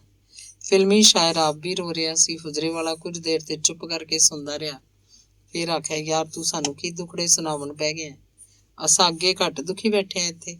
ਤੇਰੇ ਨਾਲੋਂ ਤਾਂ ਕ੍ਰਿਸ਼ਨ ਦੀ ਮੂਰਤੀ ਚੰਗੀ, ਜਿਹੜੀ ਆਪਣੇ ਦੁੱਖ ਜਰ ਕੇ ਮੁਸਕਰਾਉਂਦੀ ਤੇ ਬਾਂਸਰੀ ਵਜਾਉਂਦੀ ਨਜ਼ਰ ਆਉਂਦੀ ਏ। ਲੋਕਾਂ ਨੂੰ ਤਾਂ ਦੁਖੀ ਨਹੀਂ ਕਰੀਦਾ, ਆਪਣੀ ਅੱਗ 'ਚ ਆਪ ਸੜੀਦਾ। ਇੰਨੀ ਗੱਲ ਕਰਦਿਆਂ ਉਹਨਾਂ ਦੇ ਆਪਣੇ ਚਿਹਰੇ ਤੇ ਉਦਾਸੀ ਤੇ ਦੁੱਖ ਦੇ ਕਈ ਪਰਛਾਵੇਂ ਆ ਕੇ ਗੁਜ਼ਰੇ ਸਨ। ਖੌਰੇ ਉਸ ਫਿਲਮੀ ਸ਼ਾਇਰ ਇਸੇ ਗੱਲ ਤੋਂ ਮੁਤਾਸਰ ਹੋ ਕੇ ਇਹ ਫਿਲਮੀ ਗੀਤ ਲਿਖਿਆ ਸੀ। ਦਿਲਾਂ ਦੀਆਂ ਮੈਲੀਆਂ ਨੇ ਚੰਨ ਜਿਹੀਆਂ ਸੂਰਤਾਂ, ਇਹਨਾਂ ਕੋਲੋਂ ਚੰਗੀਆਂ ਨੇ ਮਿੱਟੀ ਦੀਆਂ ਮੂਰਤਾਂ।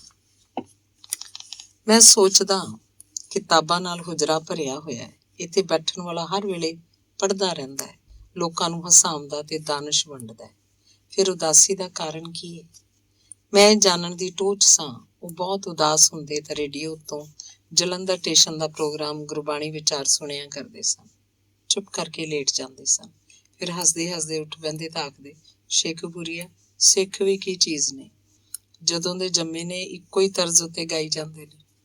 ਫਿਰ ਸਿੱਖਾਂ ਦੀਆਂ ਆਦਤਾਂ ਤੇ ਵਰਤਾਰੇ ਬਾਰੇ ਗੱਲਾਂ ਕਰਕੇ ਬਹੁਤ ਹੱਸਦੇ, ਪਰ ਸਿੱਖਾਂ ਦੇ ਖਲੂਸ ਨੂੰ ਬਹੁਤ ਸਲਾਹਿਆ ਕਰਦੇ ਸੀ। ਹੁਣੇ ਉਦਾਸ, ਹੁਣੇ ਖੁਸ਼, ਹਾਸੇ ਕਹਿ ਕਹੇ ਮੇਰੇ ਲਈ ਹੋਰ ਹੈਰਾਨੀ ਵਾਲੀ ਗੱਲ ਸੀ। ਮੈਨੂੰ ਹੋਰ ਖਿੱਚ ਚੜ੍ਹਦੀ, ਇਹ ਬੰਦਾ ਕੀ ਚੀਜ਼ ਏ? ਹੱਸਦਾ ਹੱਸਦਾ ਰੋ ਪੈਂਦਾ, ਰੋਂਦਾ ਰੋਂਦਾ ਹੱਸ ਪੈਂਦਾ, ਸੁਹਾਗ ਗਾਵਣ ਵਾਲੀਆਂ ਕੁੜੀਆਂ ਵਾਂਗ। ਕਦੀ ਕਦੀ ਤਾਂ ਮੈਨੂੰ ਜੰਦਰਾ ਫੜਾ ਕੇ ਆਖਦੇ, ਸ਼ੇਖੂਪੁਰੀਆ ਬਾਹਰੋਂ ਮਾਰ ਕੇ ਚਲਾ ਜਾ, ਕੱਲ ਆ ਕੇ ਖੋਲੀ।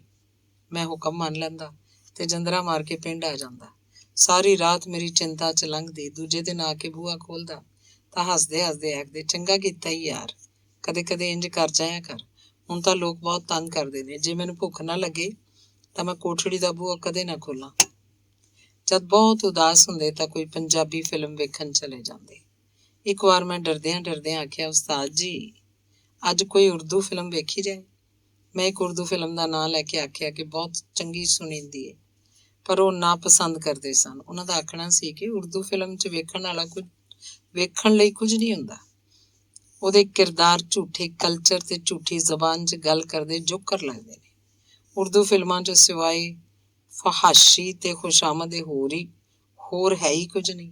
ਸ਼ੇਖੂਪੁਰੀਆ ਦਰਬਾਰੀ ਤੇ ਫਰਸ਼ੀ ਸਲਾਮ ਵੇਖਣ ਦੀ ਬਜਾਏ ਪੰਜਾਬੀ ਬੜਕ ਚੰਗੀ।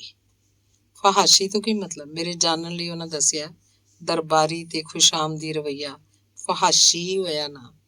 ਦਰਬਾਰੀ ਮਾਹੌਲ ਵਿੱਚ ਇਨਸਾਨ ਨਹੀਂ ਰਹਿੰਦਾ, ਆਕਾ ਤੇ ਗੁਲਾਮ ਹੁੰਦਾ ਹੈ। ਅੰਗ 28ਵਾਂ। ਮੇਰੇ ਰਿਸ਼ਤੇਦਾਰਾਂ ਨੂੰ ਵਹਿਮ ਸੀ ਕਿ ਮੈਂ ਪੱਕੀ ਨੌਕਰੀ ਤੇ ਲੱਗਾ ਹੋਇਆ ਵਾਂ, ਮੇਰੇ ਕੋਲ ਬਹੁਤ ਪੈਸੇ ਹੋਣਗੇ। ਕਿਉਂ ਜੇ ਮੇਰੇ ਸ਼ੁਰੂ ਤੋਂ ਹੀ ਆਦਤ ਸੀ ਕਿ ਫਾਕੇ ਹੋਣ ਤੇ ਭਾਵੇਂ ਦੁੱਖ ਕਿਸੇ ਕੋਲੋਂ ਕੁਝ ਮੰਗਣਾ ਨਹੀਂ। ਰਿਸ਼ਤੇਦਾਰ ਮੇਰੀ ਇਸ ਆਦਤ ਨੂੰ ਪੈਸੇ ਨਾਲ ਜੋੜਦੇ। ਉਹਨਾਂ ਦੇ ਖਿਆਲ 'ਚ ਮੈਂ ਕਾਫੀ ਪੈਸੇ ਜੋੜ ਲਏ ਹੋ ਸਨ। ਕਿਸੇ ਨਾ ਕਿਸੇ ਭੱਜ ਮੈਥੋਂ ਪੈਸੇ ਲੈਣ ਦੀ ਕੋਸ਼ਿਸ਼ 'ਚ ਰਹਿੰਦੇ, ਪਰ ਮੇਰੇ ਕੋਲ ਤਾਂ ਹੈ ਹੀ ਕੁਝ ਨਹੀਂ ਸੀ। ਕਿਸੇ ਰਿਸ਼ਤੇਦਾਰ ਜਾਂ ਸੱਜਣ ਨੂੰ ਦਿੰਦਾ ਕਿੱਥੋਂ? ਮੈਂ ਬੜੀ ਮੁਸ਼ਕਿਲ ਨਾਲ ਆਪ ਗੁਜ਼ਾਰਾ ਕਰ ਰਿਹਾ ਸਾਂ। ਗੁਜ਼ਾਰਾ ਕੀ, ਵਿੱਚ ਤਾਂ ਫਾਕੇ ਵੀ ਆ ਜਾਂਦੇ ਸਨ। ਹੁਣ ਕਿਤਾਬ ਰਸਾਲਾ ਖਰੀਦਣ ਲਈ ਮੈਨੂੰ ਬਹੁਤ ਸਰਫਾ ਤੇ ਫਾਕਾ ਕਰਨਾ ਪੈਂਦਾ ਸੀ। ਮੈਨੂੰ ਪੜ੍ਹਨ ਲਈ ਭਾਵੇਂ ਬਹੁਤ ਸਾਰੀਆਂ ਕਿਤਾਬਾਂ ਹੁਜਰੇ 'ਚੋਂ ਮਿਲ ਜਾਇਆ ਕਰਦੀਆਂ ਸੀ, ਪਰ ਫਿਰ ਵੀ ਕੋਈ ਨਾ ਕੋਈ ਐਸੀ ਕਿਤਾਬ ਬਾਜ਼ਾਰ 'ਚੋਂ ਨਜ਼ਰ ਆ ਜਾਂਦੀ ਸੀ ਜਿਹਨੂੰ ਖਰੀਦਣ ਲਈ ਮੇਰਾ ਜੀਅ ਕਰਦਾ ਸੀ। ਪਸੰਦ ਦੀ ਕਿਤਾਬ ਖਰੀਦਣ ਲਈ ਮੈਨੂੰ ਕਈ ਮਹੀਨੇ ਪੈਸੇ ਬਚਾ ਕੇ ਰੱਖਣੇ ਪੈਂਦੇ ਸੀ। ਉਹ ਵੀ ਕਦੀ ਕੋਈ ਕਿਤਾਬ ਖਰੀਦਣ 'ਚ ਕਾਮਯਾਬ ਹੋ ਜਾਂਦਾ, ਕਦੇ ਕੋਈ ਘਰ 'ਚ ਬਿਮਾਰ ਹੁੰਦਾ ਤਾਂ ਸਭ ਕੁਝ ਉਖੜ ਪੁਖੜ ਜਾਂਦਾ। ਰਿਸ਼ਤੇਦਾਰ ਮੇਰੀ ਮਜਬੂਰੀ ਤੇ ਔਕੜ ਦਾ ਇਤਬਾਰ ਨਹੀਂ ਸੀ ਕਰਦੇ। ਬਹੁਤ ਸਾਰੇ ਸੱਜਣ ਤੇ ਰਿਸ਼ਤੇਦਾਰ ਮੈਥੋਂ ਨਾਰਾਜ਼ ਰਹਿੰਦੇ। ਉਹਨਾਂ ਦੀ ਰੰਜਗੀ ਮੈਥੋਂ ਵੇਖੀ ਨਹੀਂ ਸੀ ਜਾਂਦੀ, ਪਰ ਮੈਂ ਕੀ ਕਰ ਸਕਦਾ ਸੀ? ਮੇਰੇ ਪੱਲੇ ਹੀ ਕੁਝ ਨਹੀਂ ਸੀ। ਇੱਕ ਸ਼ਾਮ ਨੂੰ ਮੇਰੀ ਵਹੁਟੀ ਨੂੰ ਬਾਹਰ ਪੈਲੀਆਂ 'ਚ ਸੱਪ ਲੜ ਗਿਆ। ਮੇਰੇ ਕੋਲ ਹਸਪਤਾਲ ਲਿਜਾ ਕੇ ਉਹਦੇ ਇਲਾਜ ਲਈ ਪੈਸੇ ਨਹੀਂ ਸੀ। ਫਿਰ ਵੀ ਲੈ ਟੁਰਿਆ, ਖੌਰੇ ਹਸਪਤਾਲ 'ਚ ਮੁਫਤ ਇਲਾਜ ਹੋ ਜਾਏ। ਪਰ ਉਸ ਮੇਰੀ ਗੁਰਬਤ ਦਾ ਲਿਹਾਜ਼ ਕਰਦਿਆਂ ਹੋਇਆ ਰਾਹ ਵਿੱਚ ਹੀ ਸਾਥ ਛੱਡ ਦਿੱਤਾ। ਉਹਦੇ 2 ਬਾਲ ਰਹਿ ਗਏ ਮੇਰੇ ਕੋਲ। ਹੁਣ ਤਾਂ ਮੇਰੇ ਲਈ ਘਰ ਵੀ ਸੁੰਨਸਾਨ ਹੋ ਗਿਆ। ਇੱਥੇ ਕੋਈ ਵੀ ਔਕੜਾਂ 'ਚ ਸਾਥ ਤੇ ਤਸੱਲੀ ਨਹੀਂ ਸੀ ਦਿੰਦਾ। ਹੁਜਰੇ ਆਉਣਾ ਵੀ ਔਖਾ ਹੋ ਗਿਆ। ਝੱਟ ਆਉਂਦਾ ਸਾਂ ਤੇ ਝੱਟ ਹੀ ਪਰਤ ਜਾਂਦਾ ਸਾਂ। ਬਾਲ ਅਜੇ ਛੋਟੇ ਸਨ, ਉਹਨਾਂ ਦਾ ਧਿਆਨ ਕਰਨਾ ਵੀ ਮੇਰੇ ਲਈ ਔਖਾ ਹੋ ਗਿਆ। ਛੋਟਾ ਤਾਂ ਬਹੁਤ ਹੀ ਜ਼ਿੱਦੀ ਤੇ ਹਰ ਵੇਲੇ ਤੰਗ ਕਰਿਆ ਕਰਦਾ ਸੀ। ਇਹੀ ਕਾਰਨ ਸੀ ਕਿ ਮੈਂ ਬਹੁਤ ਦਿਨਾਂ ਤੀਕਰ ਹੁਜਰੇ ਨਾ ਜਾ ਸਕਿਆ ਤੇ ਨਾ ਹੀ ਕਿਸੇ ਅਦਬੀ ਬੈਠਕ ਵਿੱਚ। ਸਗੋਂ ਮੈਂ ਲਾਹੌਰ ਹੀ ਨਹੀਂ ਸੀ ਗਿਆ। ਮਾਂ ਦਾ ਆਖਣਾ ਸੀ ਦੂਜਾ ਵਿਆਹ ਕਰਾ ਲੈ, ਪਰ ਮੈਂ ਨਹੀਂ ਸੀ ਮੰਨਦਾ। ਮੇਰੇ ਖਿਆਲ 'ਚ ਗਰੀਬ ਆਦਮੀ ਵਿਆਹ ਦਾ ਭਾਰ ਨਹੀਂ ਚੁੱਕ ਸਕਦਾ। ਪਹਿਲੇ ਤਾਂ ਮੈਨੂੰ ਸਮਝ ਨਹੀਂ ਸੀ, ਪਰ ਹੁਣ ਮੈਂ ਜਾਣ ਗਿਆ ਕਿ ਵਿਆਹ ਕਰਵਾ ਕੇ ਕਿਸੇ ਹੋਰ ਨੂੰ ਫਾਕੇ ਨਹੀਂ ਮਾਰਨਾ। ਕਾਫੀ ਦਿਨਾਂ ਮਗਰੋਂ ਜਦ ਦਿਲ ਬਹੁਤ ਹੀ ਉਦਾਸ ਹੋਇਆ, ਘਰ ਵੀ ਸੁੰਨਾ ਸੀ ਤੇ ਲੋਕ ਵੀ ਰੁੱਖੇ ਸਨ। ਸਾਚੀ ਤਾਂ ਵਾਰਿਸ ਸ਼ਾਹ ਆਖਿਆ ਸੀ, ਘਰ ਸਦਾ ਔਰਤਾਂ ਨਾਲ ਸੌਂਦੇ, ਜਿਵੇਂ ਰਾਤ ਹਨੇਰੀ ਵਿੱਚ ਦੀਵਿਆਂ ਨੀ। ਪਰ ਮੇਰੇ ਤਾਂ ਘਰ ਦਾ ਦੀਵਾ ਬੁਝ ਗਿਆ ਹੋਇਆ ਸੀ। ਸੱਚੀ ਮੁੱਚੀ ਹਨੇਰੇ ਕੋਠੇ 'ਚ ਘਰ ਵਾਲੀ ਦੇ ਬਿਨਾਂ ਖੌਫ ਆਇਆ ਕਰਦਾ ਸੀ। ਨਵਾਂ ਦੀਵਾ ਬਾਲਣ ਲਈ ਮੇਰੇ 'ਚ ਹਿੰਮਤ ਨਹੀਂ ਸੀ ਹੋ ਰਹੀ। ਕੁਝ ਸਮਝ ਨਹੀਂ ਸੀ ਆ ਰਹੀ। ਮੇਰੀਆਂ ਤਲਖੀਆਂ ਵੱਧ ਤੋਂ ਵੱਧ ਹੋ ਰਹੀਆਂ ਸਨ। ਦਿਲ ਕਰਦਾ ਸੀ ਹੁਜਰੇ ਜਾ ਕੇ ਕੁਝ ਤਾਂ ਸੋਣਾ ਵਾ, ਉਸ ਹੁਜਰੇ ਵਾਲੇ ਦਰਵੇਸ਼ ਨੂੰ ਸਲਾਮ ਕਰ ਆਵਾਂ, ਵੇਖ ਆਵਾਂ ਉਹਦੀਆਂ ਉਦਾਸੀਆਂ ਮੇਰੇ ਨਾਲੋਂ ਘੱਟ ਨਹੀਂ, ਸਗੋਂ ਮੇਰੇ ਵਾਂਗ ਹਨ। ਪੱਕਾ ਇਰਾਦਾ ਕਰ ਲਿਆ ਸੀ, ਛੁੱਟੀ ਵਾਲੇ ਦਿਨ ਜ਼ਰੂਰ ਜਾਵਾਂਗਾ, ਸੰਗਤ ਵਿੱਚ ਵੀ ਰਲਤ ਕਰਾਂਗਾ। ਅਗਲੇ ਦਿਨ ਫੈਕਟਰੀ 'ਚ ਅਖਬਾਰ ਵੇਖਿਆ। ਮਾਲੂਮ ਹੋਇਆ ਹੁਜਰੇ ਵਾਲਾ ਗ੍ਰਿਫਤਾਰ ਹੋ ਗਿਆ ਤੇ ਉਹਦੀ ਕੋਈ ਦੱਸ ਪੁੱਛ ਨਹੀਂ ਸੀ ਲੱਗਦੀ। ਖਬਰ ਨੂੰ ਪੜ੍ਹ ਕੇ ਦਿਲ 'ਚ ਇੱਕ ਪੀੜ ਦੀ ਲਹਿਰ ਉੱਠੀ। ਮੇਰੇ ਮੂੰਹੋਂ ਨਿਕਲਿਆ, ਕੈਸੀ ਅਵਾਮੀ ਹਕੂਮਤ ਆਈ ਏ, ਦਰਵੇਸ਼ਾਂ ਨੂੰ ਵੀ ਕੈਦ ਕਰਨ ਲੱਗ ਪਈ ਏ। ਮੈਂ ਛੁੱਟੀ ਲੈ ਕੇ ਹੁਜਰੇ ਅੱਪੜਿਆ। ਉੱਥੇ ਜੰਦਰਾ ਵੱਜਾ ਸੀ। ਮੈਂ ਜੰਦਰੇ ਨੂੰ ਫੜ ਕੇ ਉਤਾਂ ਹੱਡੀਆਂ ਚੁੱਕ ਕੇ ਚੁੰਮਿਆ ਤਾਂ ਮੇਰੇ ਅੱਥਰੂ ਵਗ ਪਏ ਸਨ। ਹਸਨ ਕੋਲੋਂ ਪੁੱਛਿਆ। ਉਸ ਡਰੇ ਨੇ ਦੱਸਿਆ, ਸ਼ਾਮੀ ਪੁਲਿਸ ਆਈ, ਉਹਨਾਂ ਦੇ ਨਾਲ ਗਏ ਨੇ, ਅਜੇ ਤੀਕਰ ਮੁੜ ਕੇ ਨਹੀਂ ਆਏ। ਹੁਣ ਪਤਾ ਨਹੀਂ ਕਿੱਥੇ ਹੋ ਸਨ। ਕੁਝ ਲੋਕ ਜ਼ਮਾਨਤ ਲਈ ਭੱਜ ਦੌੜ ਕਰ ਰਹੇ ਨੇ। ਕੱਲ ਨੂੰ ਕਚਹਿਰੀ 'ਚ ਆ ਜਾਈਂ। ਮੈਂ ਘਰ ਨੂੰ ਪਰਤ ਆਇਆ, ਹੋਰ ਕੀ ਕਰ ਸਕਦਾ ਸੀ। ਮਸਾਂ ਮਰ ਕੇ ਦਿਨ ਉਡੀਕਦਿਆਂ ਰਾਤ ਚਿੰਤਾ ਕਰਦਿਆਂ ਕੱਢੀ। ਅਗਲੇ ਦਿਨ ਸਵੇਰੇ ਕਚਹਿਰੀ ਅੱਪੜ ਗਿਆ। ਕਚਹਿਰੀ 'ਚ ਕੁਝ ਵੀ ਨਹੀਂ ਸੀ, ਅਜੇ ਲੋਕ ਨਹੀਂ ਸੀ ਆਏ, ਉਹਨਾਂ ਵਾਸਤੇ ਅਜੇ ਦਿਨ ਨਹੀਂ ਸੀ ਚੜਿਆ। ਮੈਂ ਕਚਹਿਰੀਓਂ ਬਾਹਰ ਆ ਕੇ ਐਵੇਂ ਸੜਕ ਤੇ ਇੱਧਰ ਉੱਧਰ ਫਿਰਦਾ ਹੋਇਆ ਆਉਂਦੇ ਜਾਂਦੇ ਲੋਕਾਂ ਨੂੰ ਵੇਖ ਰਿਹਾ ਸੀ। ਕਚਹਿਰੀ 'ਚ ਲੋਕ ਆਵਣ ਲੱਗ ਪਏ ਤੇ ਮੈਂ ਕਚਹਿਰੀ ਦੀ ਚਾਰ ਦੀਵਾਰੀ ਦੇ ਅੰਦਰ ਆ ਗਿਆ। ਲੰਮੀ ਚੌੜੀ ਕਚਹਿਰੀ 'ਚ ਮੈਂ ਕੀ ਜਾਣਾ ਕਿਹੜੀ ਅਦਾਲਤ 'ਚ ਦਰਵੇਸ਼ ਦੀ ਪੇਸ਼ੀ ਹੋ ਸੀ। ਮੈਂ ਭੱਜ ਕੇ ਕਚਹਿਰੀ ਦੇ ਇੱਕ ਸਿਰੇ ਤੋਂ ਦੂਜੇ ਤੀਕਰ ਕਈ ਚੱਕਰ ਕੱਢੇ ਹੋ ਸਨ। ਹੁਜਰੇ ਆਵਣ ਵਾਲੇ ਕੁਝ ਜਾਣੇ ਪਛਾਣੇ ਲੋਕ ਨਜ਼ਰ ਪਏ ਤਾਂ ਮੈਂ ਉਹਨਾਂ ਕੋਲ ਜਾ ਖਲੋਤਾ। ਵੇਖਦਿਆਂ ਕਈ ਵਕੀਲ ਤੇ ਬੇਹਿਸਾਬ ਹੋਰ ਲੋਕ ਇਕੱਠੇ ਹੋ ਗਏ। ਹਕੂਮਤ ਦੇ ਖਿਲਾਫ ਬੜੀ ਨਾਅਰਾਬਾਜ਼ੀ ਹੋਈ। ਮਾਲੂਮ ਹੋਇਆ ਪਿਛਲੇ ਪਾਸਿਓਂ ਦਰਵੇਸ਼ ਨੂੰ ਅਦਾਲਤ 'ਚ ਲੈ ਆਂਦਾ ਹੈ। ਬਹੁਤ ਸਾਰੇ ਵਕੀਲ ਤੇ ਲੋਕ ਅਦਾਲਤ ਦੇ ਅੰਦਰ ਚਲੇ ਗਏ। ਮੈਜਿਸਟਰੇਟ ਕਹਿ ਰਿਹਾ ਸੀ, ਉਸਤਾਦ ਜੀ, ਤੁਹਾਡੇ ਉੱਤੇ 2 ਪਿਸਤੌਲ ਨਜਾਇਜ਼ ਤੇ ਇੱਕ ਦਸਤੀ ਬੰਬ ਰੱਖਣ ਦਾ ਇਲਜ਼ਾਮ ਹੈ। ਕੀ ਹੋਣਾ ਚਾਹੀਦਾ? ਪਰ ਕੁਰਬਾਨ ਜਾਈਏ ਦਰਵੇਸ਼ ਦੇ ਹੌਸਲੇ ਤੋਂ। ਬੋਲੇ, ਜੋ ਅੱਜ ਮੇਰੇ ਨਾਲ ਹੋ ਰਿਹਾ ਹੈ, ਕੱਲ ਨੂੰ ਇੰਜ ਵੇਲੇ ਦਾ ਹਾਕਮ ਵੀ ਕਟਹਿਰੇ 'ਚ ਹੋ ਸੀ। ਇੱਕ ਵਕੀਲ ਅਕਬਰ ਲੋਹਾਰੀ ਆਖਿਆ, ਜਨਾਬ, ਅੱਜ ਦਾ ਦਿਨ, ਅੱਜ ਦੀ ਇਹ ਗੱਲ ਤੇ ਮੁਕੱਦਮਾ ਤਾਰੀਖ ਦਾ ਹਿੱਸਾ ਬਣਨੇ ਨੇ। ਇਹ ਸਭ ਕੁਝ ਤਾਰੀਖ ਵਿੱਚ ਦਰਜ ਹੋਣਾ ਹੈ ਕਿ ਕਿਹੜੇ ਵੇਲੇ ਕਿਹੜੀ ਅਦਾਲਤ ਕਿਹੋ ਜਿਹਾ ਫੈਸਲਾ ਕੀਤਾ ਸੀ। ਅਕਬਰ ਲੋਹਾਰੀ ਕਹਾਣੀਕਾਰ ਤੇ ਸ਼ਾਇਰ ਵੀ ਸੀ। ਆਖਰ ਮੈਜਿਸਟਰੇਟ ਕੱਚੀ ਜ਼ਮਾਨਤ ਮਨਜ਼ੂਰ ਕਰਕੇ ਅਗਲੀ ਤਾਰੀਖ ਦੇ ਦਿੱਤੀ। ਅਦਾਲਤ ਦੇ ਬਾਹਰ ਲੋਕਾਂ ਦੇ ਇਕੱਠ ਨੂੰ ਦਰਵੇਸ਼ ਨੇ ਸ਼ੇਰ ਸੁਣਾਏ। ਬਹੁਤ ਸਾਰੇ ਲੋਕ ਹੁਜਰੇ ਤੀਕਰ ਨਾਲ ਆਏ। ਮੈਂ ਵੀ ਪਿੱਛੇ ਤੁਰਿਆ ਆਇਆ। ਕੱਚੀ ਜ਼ਮਾਨਤ ਸੀ। ਕੁਝ ਲੋਕ ਤਾਂ ਹੁਜਰਿਓਂ ਬਾਹਰ ਹੀ ਚਲੇ ਗਏ। ਕੁਝ ਲੋਕ ਝੱਟ ਦਾ ਝੱਟ ਬਹਿ ਕੇ ਨਿਕਲ ਗਏ। ਲੋਕਾਂ ਨੂੰ ਡਰ ਸੀ ਕੱਚੀ ਜ਼ਮਾਨਤ ਕਿਸੇ ਵੇਲੇ ਵੀ ਟੁੱਟ ਸਕਦੀ ਹੈ। ਹੋ ਸਕਦਾ ਹੈ ਇਸ ਹੁਜਰੇ 'ਚ ਬਹਿਣ ਨਾਲ ਅਸਾਂ ਵੀ ਫੜੇ ਜਾਈਏ, ਸਾਡੇ ਉੱਤੇ ਵੀ ਬਗਾਵਤ ਦਾ ਮੁਕੱਦਮਾ ਬਣ ਜਾਏ। ਜਿਹੜੇ ਬਹੁਤ ਹੀ ਕਰੀਬੀ ਲੋਕ ਸਾਨੂੰ ਬੈਠੇ ਤਾਂ ਰਹੇ, ਪਰ ਡਰਾਉਂਦੇ ਹੋਏ ਆਖਦੇ, ਇਸ ਹਕੂਮਤ ਦਾ ਕੋਈ ਇਤਬਾਰ ਨਹੀਂ। ਹੋ ਸਕਦਾ ਹੈ ਕਿਸੇ ਹੋਰ ਇਲਜ਼ਾਮ 'ਚ ਦੁਬਾਰਾ ਗ੍ਰਿਫਤਾਰ ਕਰ ਲੈ। ਤੁਸੀਂ ਕੁਝ ਦਿਨ ਲਈ ਲਾਹੌਰੋਂ ਬਾਹਰ ਚਲੇ ਜਾਓ। ਲਾਹੌਰੋਂ ਬਾਹਰ ਨਹੀਂ ਜਾਣਾ ਤਾਂ ਸਾਡੇ 'ਚੋਂ ਕਿਸੇ ਇੱਕ ਦੇ ਘਰ ਆ ਜਾਓ। ਦਰਵੇਸ਼ ਸਭ ਨੂੰ ਅੱਛਾ ਕਹਿੰਦੇ ਰਹੇ। ਸਭ ਦਾ ਸ਼ੁਕਰੀਆ ਕਰਦੇ ਹੋਏ ਤੇ ਹੱਸਦੇ ਹੋਏ ਜਾਪਦੇ ਸਨ। ਇਹ ਗੱਲ ਕਿਸੇ ਵੀ ਨਾ ਆਖੀ ਕਿ ਉੱਠੋ ਜੀ, ਤੁਸੀਂ ਮੇਰੇ ਵੱਲ ਚੱਲੋ, ਮੈਂ ਤੁਹਾਡੀ ਸੰਭਾਲ ਕਰਾਂਗਾ। ਦਰਵੇਸ਼ ਦਾ ਆਖਣਾ ਸੀ, ਇਹ ਹਕੂਮਤ ਜ਼ਿਆਦਾ ਦੇਰ ਰਹਿੰਦੀ ਨਹੀਂ ਜਾਪਦੀ। ਇਹੋ ਜਿਹੀਆਂ ਹਰਕਤਾਂ ਅੰਗਰੇਜ਼ ਵੀ ਨਹੀਂ ਸੀ ਕਰਦਾ। ਉਹ ਵੀ ਆਪਣੇ ਬਣਾਏ ਕਾਨੂੰਨ ਦਾ ਇਹਤਰਾਮ ਕਰਦਾ ਸੀ, ਪਰ ਇਹ ਆਪਣਾ ਕਾਨੂੰਨ ਆਪੇ ਤੋੜੀ ਜਾਂਦੇ ਆ। ਇਹ ਜਿਹੜੇ ਆਪਣੇ ਆਪ ਨੂੰ ਆਵਾਮੀ ਕਹਿੰਦੇ ਨੇ, ਆਵਾਮ ਨੂੰ ਬੋਲਣ ਵੀ ਨਹੀਂ ਦਿੰਦੇ। ਇਸੇ ਲਈ ਮੇਰਾ ਖਿਆਲ ਇਹ ਹਕੂਮਤ ਜ਼ਿਆਦਾ ਦੇਰ ਨਹੀਂ ਰਹਿਣ ਲੱਗੀ। ਜੇ ਇਹ ਹਕੂਮਤ ਮੁਹੱਜ਼ਬ ਲੋਕਾਂ ਦੀ ਹੁੰਦੀ ਤਾਂ ਮੇਰੇ ਉੱਤੇ ਮੇਰੀ ਉਸ ਨਜ਼ਮ ਦਾ ਮੁਕੱਦਮਾ ਬਣਾਉਂਦੇ। ਮੇਰੇ ਉੱਤੇ ਅਸਲਾ ਪਾ ਕੇ ਇਹਨਾਂ ਸ਼ੋਧੇਪਣ ਦਾ ਸਬੂਤ ਦਿੱਤਾ ਹੈ। ਉਹਨਾਂ ਆਪਣੀ ਨਜ਼ਮ ਇਹ ਕੀ ਕਰੀ ਜਾਣਾ ਏ, ਪਹਿਲੇ ਮਰੀ ਦੇ ਜਸ਼ਨ 'ਚ ਪੜ੍ਹੀ ਸੀ, ਦੂਜੀ ਵਾਰ ਪੰਜਾਬ ਯੂਨੀਵਰਸਿਟੀ ਕੈਂਪਸ 'ਚ ਪੜ੍ਹੀ ਸੀ। ਨਜ਼ਮ ਬਹੁਤ ਮਸ਼ਹੂਰ ਹੋਈ। ਲੋਕਾਂ ਆਪਣੇ ਕੋਲੋਂ ਵੀ ਬਹੁਤ ਸਾਰੇ ਸ਼ੇਅਰਾਂ ਦਾ ਵਾਅਦਾ ਕਰ ਲਿਆ ਹੋਇਆ ਸੀ। ਜਿਸ ਵੇਲੇ ਨਜ਼ਮ ਮਸ਼ਹੂਰ ਹੋਈ, ਉਸ ਵੇਲੇ ਤਾਂ ਹਕੂਮਤ ਦੇ ਖਿਲਾਫ ਇੱਕ ਜ਼ਬਾਨ ਵੀ ਤਾਂ ਬੋਲਣ ਦੀ ਜੁਰਤ ਨਹੀਂ ਸੀ ਕਰ ਰਹੀ। ਪਰ ਹੁਜਰੇ ਵਾਲੇ ਦਰਵੇਸ਼ ਲਲਕਾਰ ਦਿੱਤਾ ਸੀ। ਜਵਾਬ ਵਿੱਚ ਹਕੂਮਤ ਨਜਾਇਜ਼ ਅਸਲਾ ਰੱਖਣ ਦੇ ਜੁਰਮ 'ਚ ਫੜ ਲਿਆ ਤੇ ਬਗਾਵਤ ਦਾ ਕੇਸ ਬਣਾਉਣਾ ਚਾਹੁੰਦੀ ਸੀ।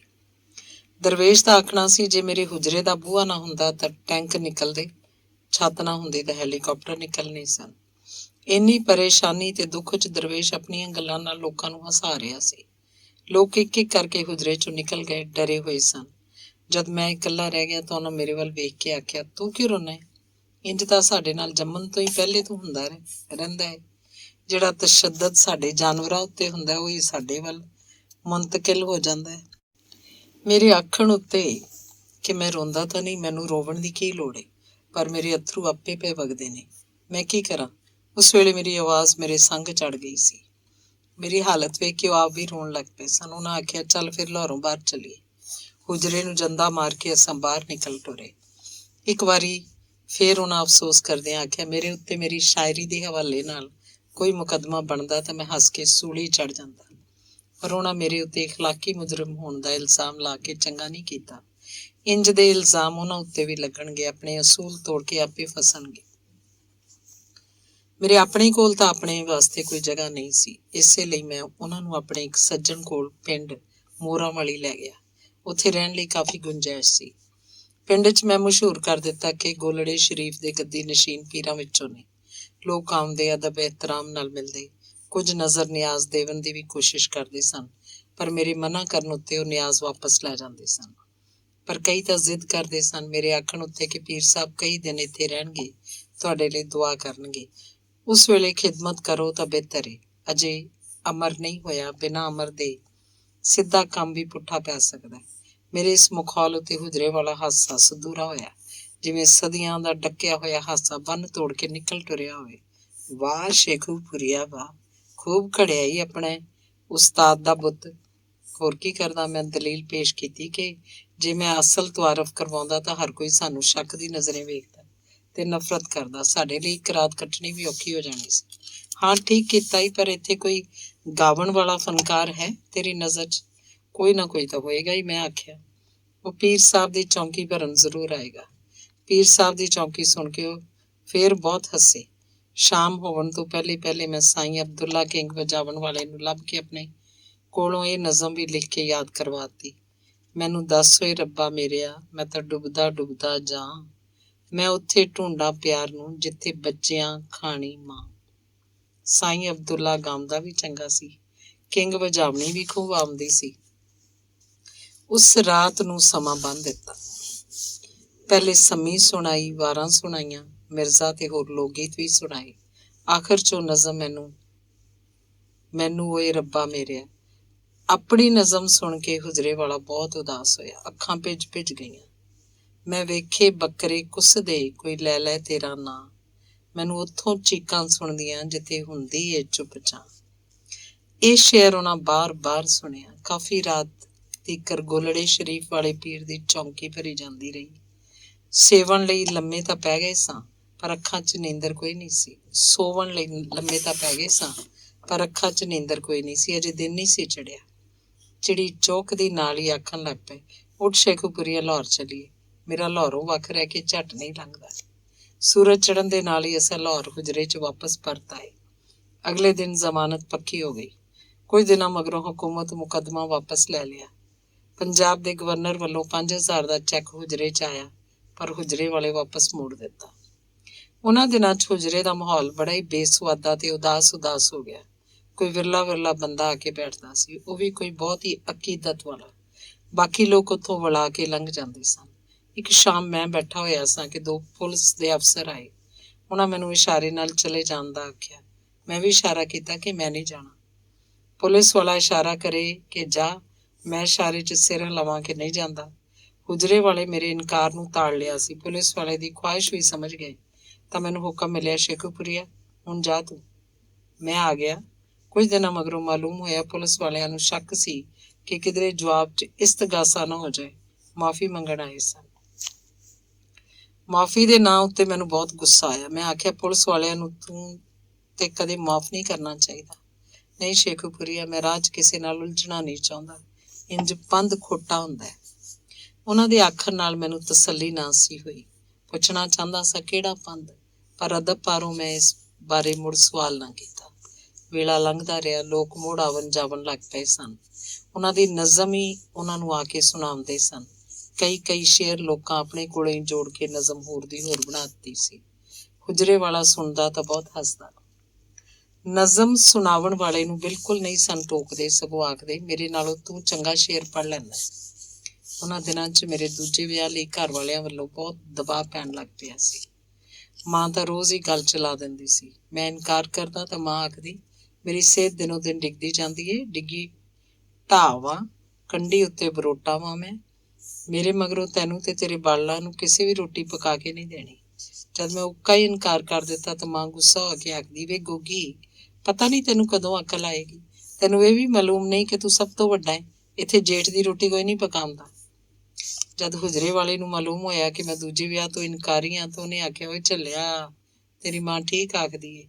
ਇੱਥੇ ਜੇਠ ਹੋਣਾ ਵੀ ਇੱਕ ਅਜਾਬ ਏ।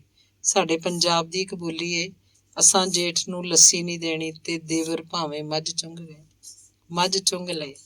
ਤੂੰ ਆਪਣੀ ਮਾਂ ਦੀ ਗੱਲ ਮੰਨ ਜਾ। ਘਰ ਦੀ ਇਸ ਸਮਾਜ ਦੀ ਇਕਾਈ ਹੁੰਦਾ ਹੈ, ਘਰ ਵਸਾ ਲੈ। ਹੁਜਰੇ 'ਚੋਂ ਹੁਕਮ ਹੋਇਆ ਤਾਂ ਮੈਂ ਮਾਂ ਸਾਹਮਣੇ ਹਾਮੀ ਭਰ ਲਈ, ਪਰ ਹਾਂ ਕਰਨ ਉੱਤੇ ਮਾਂ ਚਾਈ ਆਪਣੇ ਵੱਡੇ ਭਰਾ ਦੇ ਬੂਹੇ ਤੇ ਜਾ ਬੈਠੀ। ਮੇਰੇ ਮਾਮੇ ਤੇ ਮਾਮੇ ਦਿਆਂ ਘਰ ਵਾਲਿਆਂ ਨੂੰ ਲੋਕਾਂ ਬਥੇਰਾ ਆਖਿਆ ਕਿ ਮੁੰਡਾ ਦੁਹਾਜੂ ਹੈ, ਉਹਦੇ 2 ਬਾਲ ਵੀ ਹੈ, ਕੁਝ ਸੋਚ ਲਵੇ ਮਗਰੋਂ ਨਾ ਪਛਤਾਇਆ ਜੇ। ਪਰ ਮੇਰਾ ਮਾਮਾ ਭੈਣ ਨੂੰ ਕਿਵੇਂ ਮੋੜ ਸਕਦਾ ਸੀ? ਉਹਦਾ ਆਖਣਾ ਸੀ ਭੈਣ ਨੂੰ ਖਾਲੀ ਹੱਥ ਟੋਰਨਾ ਮੇਰੀ ਤਾਕਤ ਤੋਂ ਬਾਹਰ ਹੈ। ਮਾਂ ਰਾਜੀ ਖੁਸ਼ੀ ਵਾਪਸ ਆ ਕੇ ਮੇਰੇ ਦੂਜੇ ਵਿਆਹ ਦੀਆਂ ਤਿਆਰੀਆਂ ਸ਼ੁਰੂ ਕਰ ਦਿੱਤੀਆਂ। ਪਹਿਲੇ ਵਾਂਗ ਹੀ ਮੈਨੂੰ ਗਾਨੇ ਨਾਲ ਸਜਾਇਆ ਗਿਆ। ਹੁਣ ਦੀ ਵਾਰ ਮੈਂ ਖੁੰਡੀ ਹੱਥ ਵਿੱਚ ਨਹੀਂ ਸੀ ਫੜੀ। ਪਹਿਲੀ ਸ਼ਾਦੀ ਉੱਤੇ ਮੇਰੇ ਜੰਝ ਪੈਦਲ ਗਈ ਸੀ, ਹੁਣ ਤਰੱਕੀ ਹੋ ਗਈ ਸੀ, ਇਸ ਲਈ ਮੰਗ ਵੀ ਟਰਾਲੀ ਉੱਤੇ ਜੰਝ ਚੜ ਗਈ ਸੀ। ਉਦੋਂ ਕੰਜਰੀਆਂ ਬੁਲਾ ਕੇ ਮੁਜਰਾ ਕਰਵਾਇਆ ਸੀ, ਹੁਣ ਰਾਸਧਰੀ ਅਖਾੜਾ ਬੰਨਿਆ ਸੀ। ਰਿਵਾਜ਼ ਭਾਵੇਂ ਹੋ ਗਿਆ ਸੀ ਕਿ ਜੰਝ ਸ਼ਾਮ ਨੂੰ ਉਸੇ ਦਿਨ ਹੀ ਪਰਤ ਆਉਂਦੀ ਸੀ, ਪਰ ਮੇਰੀ ਜੰਝ ਮੇਰੇ ਸਾਲਿਆਂ ਰਾਤ ਰੱਖ ਲਈ, ਕਿਉਂ ਜੇ ਉਹਨਾਂ ਦੀ ਇੱਕੋ ਇੱਕ ਭੈਣ ਸੀ ਤੇ ਉਹ ਆਈ ਜੰਝ ਦੀ ਰੱਜ ਕੇ ਸੇਵਾ ਕਰਨਾ ਚਾਹੁੰਦੀ ਸੀ। ਮੇਰੇ ਇਸ ਵਿਆਹ 'ਚ ਮੇਰੇ ਪੁੱਤਰ ਵੀ ਮੇਰੇ ਜੰਝੀ ਸਨ ਤੇ ਮੇਰਾ ਪਿਓ ਵੀ। ਮੇਰੇ ਨਾਨਕਿਆਂ 'ਚੋਂ ਕੁਝ ਸਈਆਂ ਹੋ ਗਏ ਹੋਏ ਸਨ, ਵੱਡਾ ਮਾਮਾ ਵੀ ਸ਼ਈਆ ਹੋ ਗਿਆ ਹੋਇਆ ਸੀ। ਮੇਰੇ ਨਾਨਕਿਆਂ 'ਚੋਂ ਕੁਝ ਸ਼ਈਆ ਹੋ ਗਏ ਸਨ ਤੇ ਵੱਡਾ ਮਾਮਾ ਵੀ ਸ਼ਈਆ ਹੋ ਗਿਆ ਸੀ।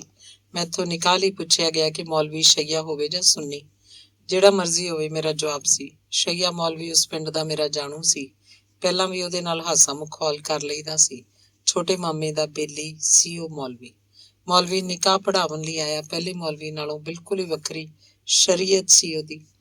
ਪਹਿਲੇ ਨਿਕਾਹ ਵੇਲੇ ਮੌਲਵੀ ਮੈਨੂੰ 5 ਕਲਮੇ ਪੜ੍ਹਾਏ, ਈਮਾਨ ਦੀਆਂ ਸਿਫਤਾਂ ਤੇ ਹੋਰ ਵੀ ਕੁਝ ਹੈ ਸੀ। ਅੱਗੇ ਮੌਲਵੀ ਪੜ੍ਹਦਾ, ਪਿੱਛੇ ਤੋਤੇ ਵਾਂਗਰ ਮੈਂ ਮੁਣ ਕਰ ਜਾਂਦਾ। ਬਹੁਤ ਕੁਝ ਰਟਾਵਣ ਤੇ ਫਿਰ ਆਪ ਪੜ੍ਹਨ ਮਗਰੋਂ ਮੌਲਵੀ ਮੇਰੀ ਵਹੁਟੀ ਦਾ ਨਾਂ ਲੈ ਕੇ ਪੁੱਛਿਆ, ਤੈਨੂੰ ਕਬੂਲ ਹੈ? 3 ਵਾਰੀ ਉਹ ਸਿੰਝ ਹੀ ਆਖਿਆ ਸੀ, ਪਰ ਇਹ ਸ਼ਈਆ ਮੌਲਵੀ ਤਾਂ ਸਭ ਕੁਝ ਆਪੇ ਆਪ ਹੀ ਪੜ੍ਹੀ ਜਾਂਦਾ ਸੀ।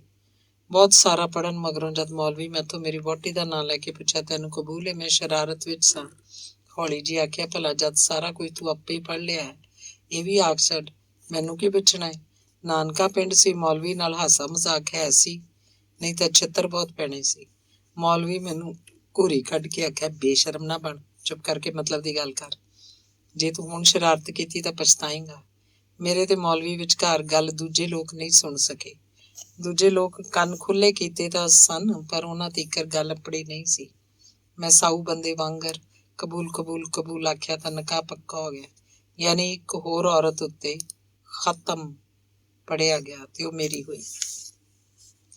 ਮੇਰੇ ਪੁਰਾਣੇ ਬਾਲਾਂ ਤੇ ਨਵੀਂ ਵਹੁਟੀ ਇੱਕ ਦੂਜੇ ਨੂੰ ਕਬੂਲ ਕਰ ਲਿਆ ਤੇ ਘਰ ਵਸਣ ਲੱਗ ਪਿਆ। ਅੰਗ 29ਵਾਂ। ਇੱਕ ਦਿਨ ਮੇਰੇ ਬੈਠਿਆਂ ਗਵਰਨਮੈਂਟ ਕਾਲਜ ਦੇ ਲਾਹੌਰ ਦੇ ਸਾਬਕਾ ਪ੍ਰਿੰਸੀਪਲ ਹੁਜਰੇ 'ਚ ਆਏ। ਅਸੀਂ ਦੋਵੇਂ ਰੋਟੀ ਖਾ ਰਹੇ ਸਾਂ। ਡਾਕਟਰ ਸਾਹਿਬ ਦੇ ਆਉਂਦਿਆਂ ਹੀ ਮੈਨੂੰ ਹੁਕਮ ਹੋਇਆ, ਜਾ ਇੱਕ ਬੰਦੇ ਦੀ ਰੋਟੀ ਹੋਰ ਲੈ ਆ। ਅੱਜ ਰੋਟੀ ਬਾਜ਼ਾਰੋਂ ਆਈ ਸੀ, ਮੈਂ ਜਾ ਕੇ ਇੱਕ ਬੰਦੇ ਲਈ ਹੋਰ ਰੋਟੀ ਲੈ ਆਇਆ। ਗਰਮੀਆਂ ਦੇ ਦਿਨ ਸਨ, 2-2:30 ਵਜੇ ਦਾ ਵੇਲਾ ਹੋਣਾ। ਬਾਹਰ ਅੰਤਾਂ ਦੀ ਗਰਮੀ ਸੀ, ਪਰ ਹੁਜਰੇ 'ਚ ਠੰਡ ਸੀ। ਹੁਜਰੇ ਦੀ ਬਨਾਵਟ ਐਸੀ ਸੀ ਕਿ ਗਰਮੀਆਂ 'ਚ ਠੰਡਾ ਰਹਿੰਦਾ ਸੀ। ਰੋਟੀ ਖਾਵਣ ਮਗਰੋਂ ਡਾਕਟਰ ਸਾਹਿਬ ਵਾਸਤੇ ਉਹਨਾਂ ਆਪਣੇ ਹੱਥ ਨਾਲ ਕੁਝ ਸੇਬ ਕੱਟ ਕੇ ਛਿੱਲ ਕੇ ਉਹਨਾਂ ਅੱਗੇ ਪਲੇਟ 'ਚ ਰੱਖੇ। ਕੁਝ ਦੇਰ ਇੱਧਰ ਉੱਧਰ ਦੀਆਂ ਗੱਲਾਂ ਹੋਈਆਂ। ਦੋਵੇਂ ਯਾਰ ਸਨ, ਇੱਕ ਦੂਜੇ ਕੋਲੋਂ ਉੱਕਾ ਪਏ ਨਹੀਂ ਸਨ ਝਿਜਕਦੇ ਤੇ ਨਾ ਹੀ ਕੁਝ ਸੰਗਦੇ ਸਨ। ਡਾਕਟਰ ਸਾਹਿਬ ਨੂੰ ਪੁੱਛਣ ਉੱਤੇ, ਡਾਕਟਰ ਸਾਹਿਬ ਇੰਨੀ ਧੁੱਪ ਵਿੱਚ ਖੈਰੀ ਨਿਕਲੇ ਹੋ? ਡਾਕਟਰ ਸਾਹਿਬ ਆਖਿਆ, ਮੈਂ ਬੁੱਲੇ ਸ਼ਾਹ ਬਾਰੇ ਕੁਝ ਕੰਮ ਕਰਨਾ ਚਾਹੁੰਦਾ। ਪਿਕਚਰ ਵਾਲੇ ਮੇਰੀ ਸਰਪ੍ਰਸਤੀ ਕਰਨਾ ਚਾਹੁੰਦੇ ਨੇ। ਉਹ ਇਸ ਕੰਮ 'ਚ ਮੇਰੀ ਹਰ ਤਰ੍ਹਾਂ ਮਦਦ ਕਰ ਰਹੇ ਨੇ। ਮੇਰੀ ਰੀਝ ਹੈ ਕਿ ਤੁਸੀਂ ਮੇਰੀ ਮਦਦ ਕਰੋ ਤਾਂ ਜੋ ਮੈਂ ਇਹ ਕੰਮ ਸਿਰੇ ਚਾੜ ਲਵਾਂ। ਉਸਤਾਦ ਪੁੱਛਿਆ, ਡਾਕਟਰ ਸਾਹਿਬ ਬੁੱਲੇ ਸ਼ਾਹ ਬਾਰੇ ਤੁਸੀਂ ਕੀ ਕੰਮ ਕਰਨਾ ਚਾਹੁੰਦੇ ਹੋ? ਡਾਕਟਰ ਸਾਹਿਬ ਬੜੇ ਇਤਮਾਦ ਨਾਲ ਬੋਲੇ, ਅਸਾਂ ਬੁੱਲੇ ਸ਼ਾਹ ਦੇ ਕਲਾਮ 'ਚੋਂ ਗਲਤੀਆਂ ਕੱਢ ਕੇ ਸਾਫ਼ ਕਰਨਾ ਚਾਹੁੰਦੇ ਹਾਂ। ਤੁਹਾਡੇ ਤੇ ਤੁਹਾਡੇ ਸਰਪ੍ਰਸਤਾਂ ਦੇ ਖਿਆਲ 'ਚ ਬੁੱਲੇ ਸ਼ਾਹ ਦੇ ਕਲਾਮ 'ਚ ਕਿਹੜੀਆਂ ਗਲਤੀਆਂ ਨੇ? ਉਸਤਾਦ ਜੀ ਕੁਝ ਖਿਝ ਗਏ। ਡਾਕਟਰ ਸਾਹਿਬ ਆਖਿਆ, ਇਸ ਨੇਕ ਮਕਸਦ ਲਈ ਤਾਂ ਤੁਹਾਡੀ ਮਦਦ ਲੋੜਦੀ ਹੈ। ਬੁੱਲੇ ਸ਼ਾਹ ਸਾਹਿਬ ਮੁਸਲਮਾਨ ਸੂਫੀ ਤੇ ਇਮਾਮ ਮਸਜਿਦ ਵੀ ਸਨ। ਉਹਨਾਂ ਦੇ ਵਾਲਦ ਵੀ ਇਮਾਮ ਮਸਜਿਦ ਸਨ। ਡਾਕਟਰ ਸਾਹਿਬ ਜ਼ੋਰ ਦੇ ਕੇ ਆਖਿਆ, ਸਾਡੇ ਖਿਆਲ 'ਚ ਮੁਸਲਮਾਨ ਬੁੱਲੇ ਸ਼ਾਹ ਦੇ ਕਲਾਮ ਵਿੱਚ ਗੈਰ ਇਸਲਾਮੀ ਸ਼ੇਰ ਕਿੰਝ ਆ ਸਕਦੇ ਨੇ? ਇਹ ਵੀ ਵੇਖਣਾ ਹੈ ਤੇ ਭਾਲਣਾ ਹੈ, ਕਲਾਮ ਨੂੰ ਸਾਫ਼ ਕਰਨਾ ਹੈ। ਉਸਤਾਦ ਜੀ ਤੁਸੀਂ ਵੀ ਕੁਝ ਮਦਦ ਕਰੋ। ਇਹ ਗੱਲ ਸੁਣ ਕੇ ਹੁਜਰੇ ਵਾਲਾ ਕੁਝ ਗਰਮ ਹੋ ਗਿਆ ਤੇ ਆਖਿਆ, ਡਾਕਟਰ ਸਾਹਿਬ ਨਾ ਤੇ ਤੁਸੀਂ ਪੰਜਾਬੀ ਦੇ ਬੰਦੇ ਹੋ ਤੇ ਨਾ ਹੀ ਤੁਸੀਂ ਕੋਈ ਪੰਜਾਬੀ ਦੀ ਕਿਤਾਬ ਪੜ੍ਹੀ ਹੋਈ ਹੈ, ਨਾ ਹੀ ਤੁਹਾਡਾ ਕੋਈ ਸ਼ੇਰ ਉਹ ਅਦਬ ਨਾਲ ਵਾਸਤਾ ਹੈ, ਫਿਰ ਤੁਹਾਨੂੰ ਕੀ ਹੱਕ ਹੈ ਬੁੱਲੇ ਸ਼ਾਹ ਦੀਆਂ ਸੁੰਨਤਾਂ ਕਰਨ ਟੁਰ ਪਏ ਹੋ? ਡਾਕਟਰ ਸਾਹਿਬ ਵੀ ਚਿੜ ਗਏ, ਗੁੱਸੇ ਨਾਲ ਬੋਲੇ, ਇਹ ਕੀ ਗੱਲ ਹੋਈ? ਭਲਾ ਮੈਂ ਪੰਜਾਬੀ, ਮੇਰਾ ਪਿਓ ਪੰਜਾਬੀ, ਮੇਰੀ ਮਾਂ ਪੰਜਾਬਣ, ਮੈਨੂੰ ਕਿਉਂ ਨਹੀਂ ਪੰਜਾਬੀ ਦੀ ਸਮਝ? ਮੈਂ ਸਾਰਾ ਪੰਜਾਬੀ ਦਾ ਲਿਟਰੇਚਰ ਪੜ੍ਹਿਆ ਹੋਇਆ। ਗੁਜਰੇ ਵਾਲਾ ਮੁਸਕਰਾ ਕੇ ਆਖਿਆ, ਡਾਕਟਰ ਸਾਹਿਬ ਤੁਸੀਂ ਪੰਜਾਬੀ ਦਾ ਕੁਝ ਨਹੀਂ ਪੜ੍ਹਿਆ ਹੋਇਆ। ਜੇ ਪੜ੍ਹਿਆ ਹੁੰਦਾ ਤਾਂ ਇੰਝ ਉਸ ਤਰ੍ਹਾਂ ਨਾ ਫੇਰਦੇ। ਡਾਕਟਰ ਸਾਹਿਬ ਫੇਰ ਆਖਿਆ, ਮੈਂ ਪੜ੍ਹਿਆ ਹੋਇਆ, ਮੈਨੂੰ ਪੰਜਾਬੀ ਦੀ ਸਮਝ ਏ, ਮੈਂ ਪੰਜਾਬੀ ਦਾ ਚੰਗਾ ਜਾਣੂ ਹਾਂ। ਨਹੀਂ, ਤੁਸੀਂ ਜੋ ਪੜ੍ਹਿਆ ਹੈ ਉਹ ਇੱਧਰ ਦਾ ਲਿਟਰੇਚਰ ਪੜ੍ਹਿਆ ਹੋਣਾ, ਇੱਧਰ ਤਾਂ ਕੋਈ ਕੰਮ ਹੀ ਨਹੀਂ ਹੋਇਆ। ਉਸ ਪਾਸੇ ਬੁੱਲੇ ਸ਼ਾਹ ਤੇ ਦੂਜੇ ਪੰਜਾਬੀ ਲਿਟਰੇਚਰ ਉੱਤੇ ਬਹੁਤ ਜ਼ਿਆਦਾ ਕੰਮ ਹੋਇਆ ਹੈ। ਜੇ ਤੁਸੀਂ ਨਹੀਂ ਪੜ੍ਹਿਆ ਪਹਿਲੇ ਉਹ ਪੜ੍ਹੋ, ਫੇਰ ਵੇਖੋ ਬੁੱਲੇ ਸ਼ਾਹ ਉੱਤੇ ਕਿੰਨਾ ਕੁ ਕੰਮ ਕੀਤਾ ਪੰਜਾਬੀ ਪਿਆਰਿਆਂ ਨੇ। ਪਰ ਡਾਕਟਰ ਸਾਹਿਬ ਅੜ ਗਏ। ਅਨਪੜ੍ਹਤਾ ਦਾ ਤਾਨਾ ਸੁਣ ਕੇ ਬੋਲੇ, ਜਦ ਮੈਂ ਪੰਜਾਬੀ ਹਾਂ, ਪੰਜਾਬੀ ਲਿਟਰੇਚਰ ਵੀ ਪੜ੍ਹਿਆ ਹੈ, ਫਿਰ ਮੈਨੂੰ ਕੀ ਲੋੜ ਹੈ ਗੁਰਮੁਖੀ ਪੜ੍ਹਨ ਦੀ? ਡਾਕਟਰ ਸਾਹਿਬ ਜਜ਼ਬਾਤੀ ਹੋ ਗਏ, ਬੋਲੀ ਗਏ, ਮੈਨੂੰ ਮਾਲੂਮ ਹੈ ਬੁੱਲੇ ਸ਼ਾਹ ਸਾਹਿਬ ਦਾ ਪੰਜਾਬੀ ਅਦਬ ਨਾਲ ਕੀ ਮੁਕਾਮ ਤੇ ਰੁਤਬਾ ਹੈ। ਮੈਨੂੰ ਪੰਜਾਬੀ ਜ਼ਬਾਨ ਦੀ ਸਮਝ ਤੇ ਸੂਝ ਹੈ। ਮੈਂ ਕਿਉਂ ਕਿਸੇ ਕੋਲੋਂ ਪੁੱਛਦਾ ਫਿਰਾਂ ਕਿ ਬੁੱਲੇ ਸ਼ਾਹ ਦਾ ਕੀ ਮੁਕਾਮ ਹੈ? ਗੱਲ ਵੱਧ ਗਈ ਸੀ, ਬਹੁਤ ਤਲਖੀ ਹੋਈ। ਦੋਵੇਂ ਯਾਰ ਆਪਣੀ ਆਪਣੀ ਜ਼ਿੱਦ ਤੇ ਅੜ ਗਏ। ਹੁਜਰੇ ਵਾਲੇ ਨੇ ਆਖਿਆ, ਜੇ ਤੁਹਾਨੂੰ ਪੰਜਾਬੀ ਜ਼ਬਾਨ ਆਉਂਦੀ ਏ, ਸੂਝ-ਬੂਝ ਵੀ ਏ, ਤਾਂ ਇਸ ਸ਼ੇਰ ਦੀ ਤਸ਼ਰੀਹ ਕਰ ਦਿਓ। ਨਰੜ ਗੰਢੀਏ ਕਰੜ ਕੱਟੀਏ, ਕਿਸੇ ਨਵੇਲੀਏ ਮਾਰ ਪਡੀੜੀਏ ਨੀ, ਫਿਰੇ ਸਾਨਾਂ ਦੇ ਨਾਲ ਖਹਿੰਦੀ, ਚੱਪੜ ਬੰਡੀਏ ਛੰਨੀਏ ਚੇਰੀਏ ਨੀ। ਜੇ ਇੱਥੇ ਤੁਹਾਨੂੰ ਸ਼ਰਮ ਆਉਂਦੀ ਹੈ ਤਾਂ ਲਿਖ ਕੇ ਨਾਲ ਲੈ ਜਾਓ, ਘਰ ਬੈਠ ਕੇ ਤਸ਼ਰੀਹ ਕਰ ਲਿਆ ਜੀ।